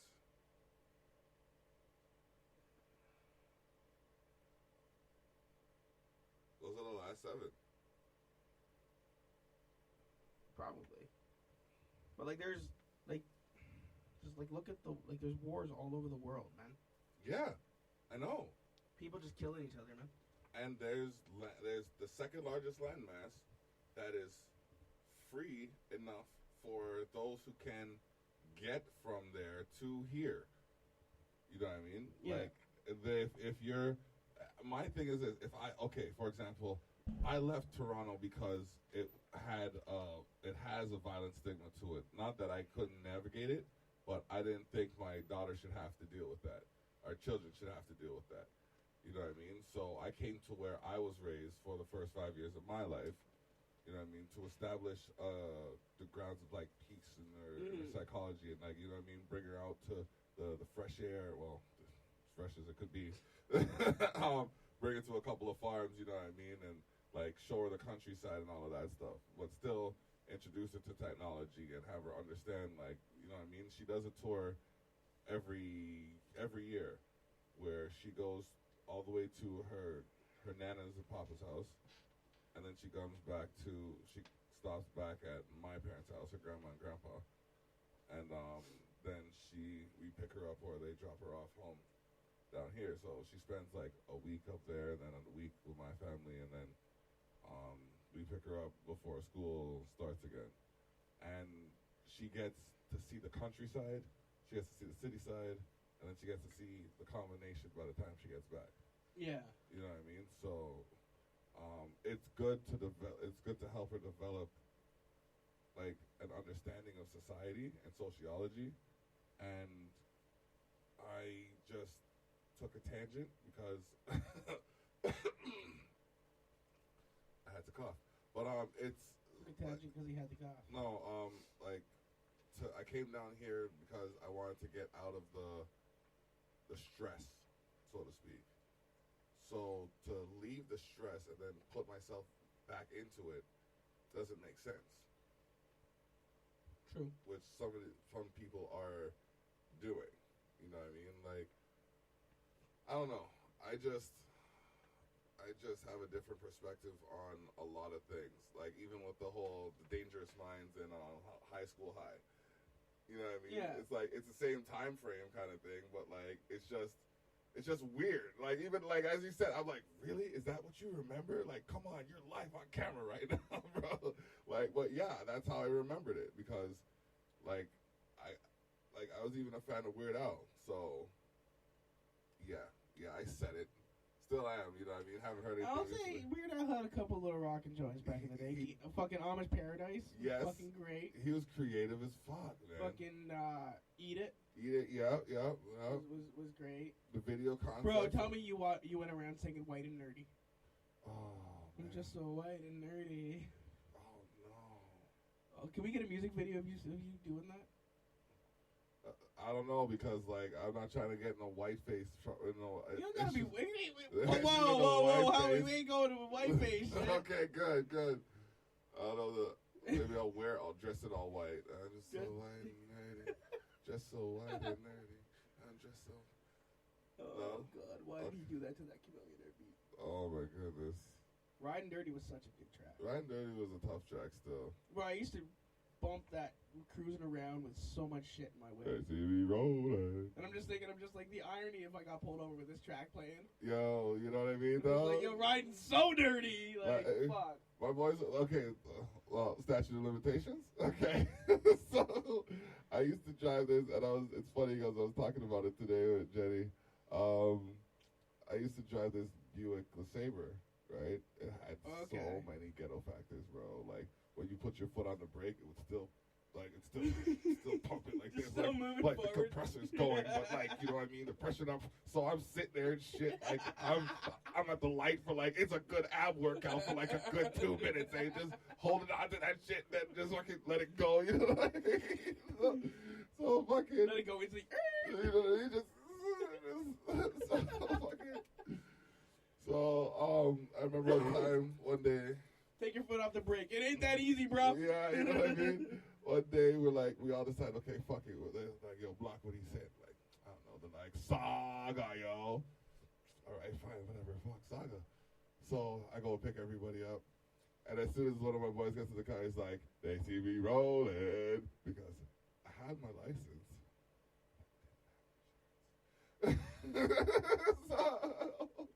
So it was a little bit of a. I think it was still insured under my aunt's car. Okay. Under my aunt, but like I wasn't 100% sure, so I was just like I was rolling. You know what I mean? And Wasaga is not a short drive, eh? That's like an hour drive, hour and a half from like. Oh, they said Saga, like Mississauga. No, Wasaga. Oh, bro. Wasaga. You know what I mean? With this. You know what I mean? Just shaking the entire way. Bro, you having a seizure? No, I'm good. Nah. He's trying to eat and shit, probably in the car. Like, yo. It was terrible. Stabbed himself in the eye with French fries. Oh, man. Oh, but it was, like, honestly, it was a fun time, though. It was definitely, you know what I mean? There was some fun up there. Fucking almost got beat up by some bouncers just to find out that the bouncers were upset about what their altercation with us, so they like, okay, so fucking I'll tell you off camera why at first. Okay, I'll tell you off camera why, but like basically they saw us and they remembered what happened earlier in the day because some words were exchanged and they were not polite. And then as soon as they saw us, the dude that was getting kicked out of the bar literally got kicked out of the bar. Like, boot fucked at the bottom of the stairs. Sounds like a fun place to go. Didn't go there, but found out later, like the next year that the place burned down. You saying what I think you're saying, Block? Someone got their karma. You saying what I think you're saying, Block? I had nothing to do with it. I had nothing to do with it. I was nowhere close to the situation. Although, you know what's funny, though? You shouldn't have thrown that although in there. Although, what was funny and what made me feel like a superstar was I bumped into a photographer who remembered me from the Much Music Video Awards the year prior. So, like, I said, how did you even remember me? He's like, that shirt. You know, because I wore a red silk shirt, and it was, honestly, the shirt was so nice. I had three of them. I had a white one, I had a black one, I had a red so one. it was a normal shirt. I figured it would say the Block all over it in jazzy letters and be spray painted and have spikes and shit. Nah, bro. It was just silk. It was a silk shirt, and it was so proper. I miss those shirts, yo. It's like, yo, I want to wear that shirt again. I do. It was some of the most comfortable apparel. Yo, I got some clothes like that. I think back to the day. I'm like, whatever happened to that fucking shirt? It gotta be 15 years old, but I know I didn't throw it away. You know what I mean? Like, where is that? And I used to wear my shit baggy as a motherfucker, so I would probably still fit most of my my clothes back in the day. I'm telling you, like I was a large wearing double XL. Bro, I was tiny and I used to wear ridiculous. I would wear double XL when I was fucking tiny, bro. Yeah. I wore my clothes ridiculously large, hoodie down to my knees. No, never. Yeah, bro. Fucking. My dad told me the day he caught me wearing my pants below my waistline was the day he pants me in front of everybody there. And I said, "Okie dokie, can I get a belt though? Can I borrow your belts? Is it all right if I was horrible for that, man. I was horrible for that. I went to a school where they actually instituted a fucking rule where you weren't allowed to have your fucking pants sagging, and we all like protested it. Bro, I started a petition because the new principal started taking people's hats from them in the hallway. Even as they were on their way out, like the door, they'd go to put their hat on, and they'd go, "Hey!" Our school would do that too, man. "Hey, you come here right now with that hat there, buddy. But I'm on my way out the door." No. You're still in the school. I get the fuck out of here. I had like 3-4 pages signed. Then I got expelled. Yeah, I remember the stupid hat rules. Yeah. At school. It was fucking annoying as shit. No, the rule was fine, but like if you fucking well know me, don't act like you don't because I'm wearing a goddamn hat. No, the rule was stupid. Why the fuck you care what I got on my head? I'm not even gonna go there because that's too hot button right now. I mean, like baseball hats. Yeah, I know. Or toques. Baseball, like toques, like baseball hats, I can understand because you can cover your face. Toques, you can't really unless you're actually covering your whole face. I don't know. I always thought that the idea of a school telling us anybody what they could wear was fucking stupid. And that was reinforced when I went to a school that made me wear a fucking uniform. I was like Will Smith up in that motherfucker. I always had something on my uniform that was wrong. Wrong color shoes, fucking something. Something. I just had to have something.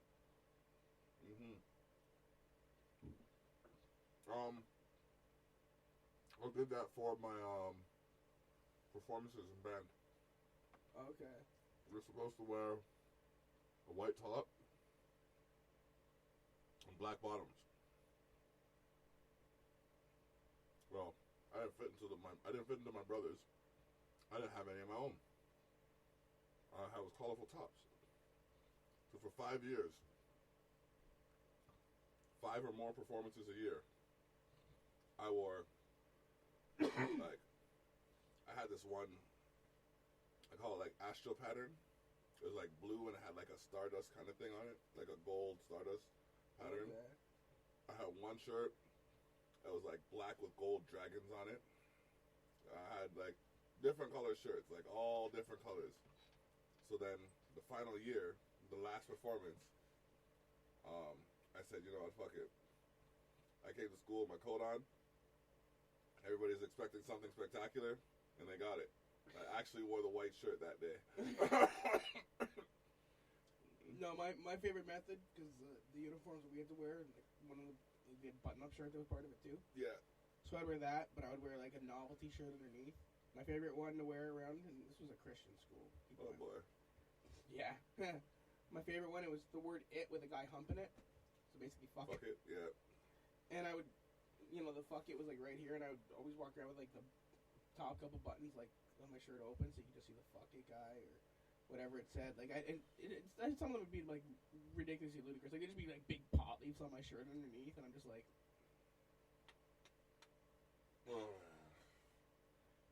yeah, they were always. What you got on there? Oh, this? Button up that shirt. I heard that fucking like 10 times a day, bro. Button it up while they're there, button it back down when they leave. It was so hard to skip because it was a boarding school for me. I was sent to live on the fucking campus. Oh shit. So it was so hard to skip school, man. Cause they'd be like, he lives here. Check his room. He's not in his room. Where the fuck is he? I was downtown getting high with my friends. I made friends with the local high school kids. I didn't make friends with the churchy people. I couldn't. They all tried to like give me interventions and shit. Let's talk about that, man. Y'all gotta stop telling people not to drink. Do you find the more they tell you not to do it, the more you're inclined to do it? Bro, I can tell you right now that when I was, and shouts to y'all for trying or whatever, but the night when I walked into my dorm at like 2 o'clock, 2:30 in the morning, and there was like 8, 9 motherfuckers up in my room, all I wanted to do was pass out, right? I partied, I was done for the night. Like, I was done. And I had to walk home. Oh, no. So I was just done, man. And there was like 9 people in my room, and they're all like, I think you need Jesus. And I'm like, I think I need you to get the fuck off my bed so I can pass the fuck out. And they kept me awake for like 2 hours, bro, and I've never wanted to drink more in my life. I was just like, well, if I'm going to have to put up with this, can I at least go smoke another joint or something? You can get another drink in me because y'all fucking ruining my buzz. Like, that school probably definitely led me to fucking party more. Because I'd get off school and I'd walk right through the backfield to the public high school and party with my buddies there. We normally meet up there at lunchtime and smoke joints too. Because the 2 schools were kind of back to each other. Okay. And the back of our field was where their smoke pit area was. Yeah. Yeah, we had a school set up like that, but we didn't really get along with that school. Well, I didn't. Anyways. Oh, the schools didn't get along at all. Oh. The schools didn't get along at all. One was private and fucking snobby and shit. Like, these were like fucking money. Like, this school was money.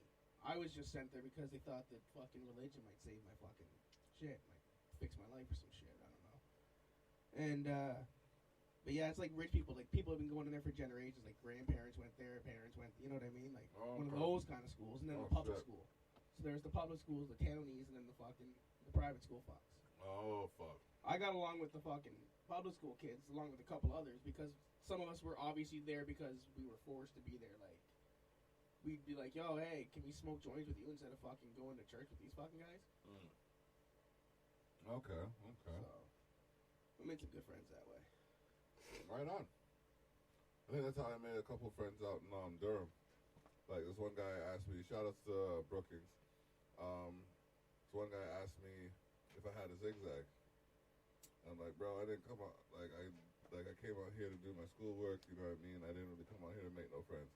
He's like, I didn't ask you if you want to be friends, I asked you if you had a zigzag. You know what I mean? Yeah. And then I'm like, true, you know, my bad, you know what I mean? So I gave him a zigzag. It's like, now that I, you know what I mean? Now I gave you my paper, you gonna smoke that with me or what? He's like, you want to smoke something? I'm like, alright, I guess, whatever. So then I smoked smoked a spliff with him. He introduced me to a bunch of people. And, like, from then, like, I just became, like, a marquee in the community. Just, like, everybody knew me everywhere, bro. I couldn't go anywhere. Yo, D-Block! That's the benefit of being a stoner, bro. Like, yo, come. You know what I mean? Like, what are you saying? People are rolling up on me in their whips. Yo, where you reaching? Like, yo, I'm just going this way. Jump in, yo. All right. You know what I mean? You got a light? All right, cool. Sure. You know what I mean? That's the benefit of being a stoner back then. Yeah. It's not like that anymore. Oh. So that's the 90s, man. That was the 90s. No, that was 2000. Or maybe 2000. Yeah, 2000, early 2000s, definitely. But yeah, now it's just that was almost 20 years ago, just to throw that out there. I know.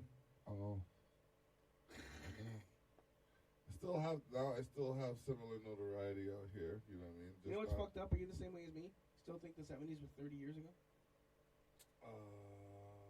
Kind of. Yeah. Doesn't it just feel like the 70s? Yeah, 50. Mm-hmm. 40. 40. Yeah, bro. Wait, 70s? 40. 50 years ago. It's almost 2020. 40. 70. 50, yeah. 40. 50 years ago. Yeah, the beginning of the 70s. The beginning of the 70s would have been 50 years Beginning ago. of the 70s. We all, but our generation thinks of them as 30 years ago. Isn't that weird? And, like, you're not the first person who says that, who agrees with me on that. You think of generations, like, how you knew them when you were, like, 20. And that's what's imprinted in your mind for that time period. I'm usually good at the numbers. But when you just think about it quickly, you think about it how it was when you were learning about it in history class 30 years ago. What have I done about the 70s, 30 years ago? You would have learned about the 70s in history class. And at that point, it would have been presented as 30 years ago. Because you would have learned about all the revolutions and shit. It would've been Women burning in presented bras and shit. All the 20. hippie protests. 30, yeah, it would have been 30. It would have been 30 years. Yeah. Well, I said 40. Well, because you were going by the end of the 70s. Yeah. I was going by the beginning. So that's where the 10 years was Yeah. changed. But still, isn't that fucked? Yeah. Yeah. That means I got that, like, fucking, oh my gosh, 23 years ago? Like the 90s, the 90s ended 20 years ago. Yeah. My most recent plaque I got in 2000. You know how old that fucking makes me feel, bro? My most recent nomination I got in 2016. Yeah, so moving forward, yeah, there's a lot of. I often forget to mention that I'm also a Niagara Music Award nominee. Like, that actually counts for some shit. Just in case y'all didn't know, he was a Niagara Music Awards nominee in 2016. Yeah. In 2016. 4 years ago. 3. Well, by the time the next one comes around, it'll be 4. So. I'm already working towards the next one. Meh. I still know your email address.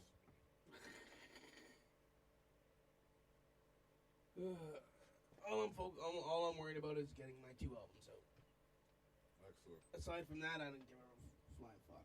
Might do a couple singles. Then I want to just focus on doing collabos and shit again for a while. No.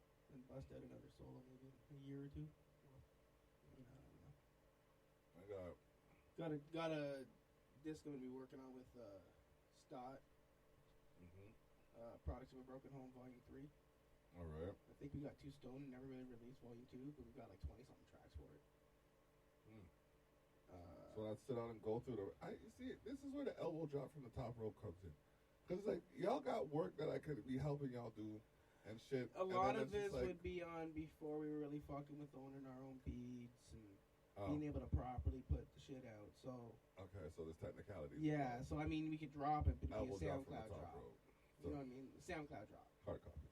Anyways. Whatever. But you know what I mean? Okay, but even doing that, yeah. It's,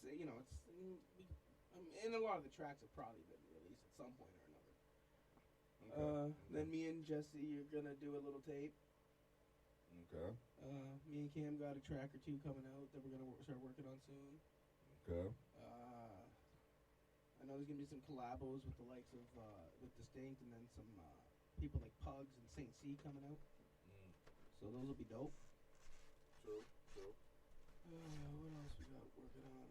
I got like a list of people that I'm working with over here. Like, yeah, we do. We work with Block a lot. So I don't think there's anything we're sitting on right now that you dropped, except for the elf shit, the Christmas shit. There's gonna be some Christmas stuff coming up with Distinct and the Block. Yeah, that's gonna be. You know what? I'm itching to get to that. So let me just. This guy's like, yo, I gotta fucking. I'm literally trying to figure out. Okay, like, let's get a concept for another. He's trying to think, yo, how do I shut Terp up? What's the most polite way to shut this motherfucker up right now? He's rambling on about how the world sucks. No, you're talking about production and stuff like that. I'm like, okay, now that he's in that mentality, let's get to some. Yeah. So we got. Oh yes. We got a performance happening on this Friday at Cheers. Making your way in the world today takes everything you got. Taking away all your worries sure would help a lot. It's an open mic that starts at 9 p.m. Wouldn't you like to get away? It is located on East Main Street, just past the Napa Auto Parts. Sometimes you want to go where everybody knows your name. I can't believe he's still singing the song. And they're always glad you came. And after that, we have a performance. Zach Berry and myself have a performance. You want to be where you can see.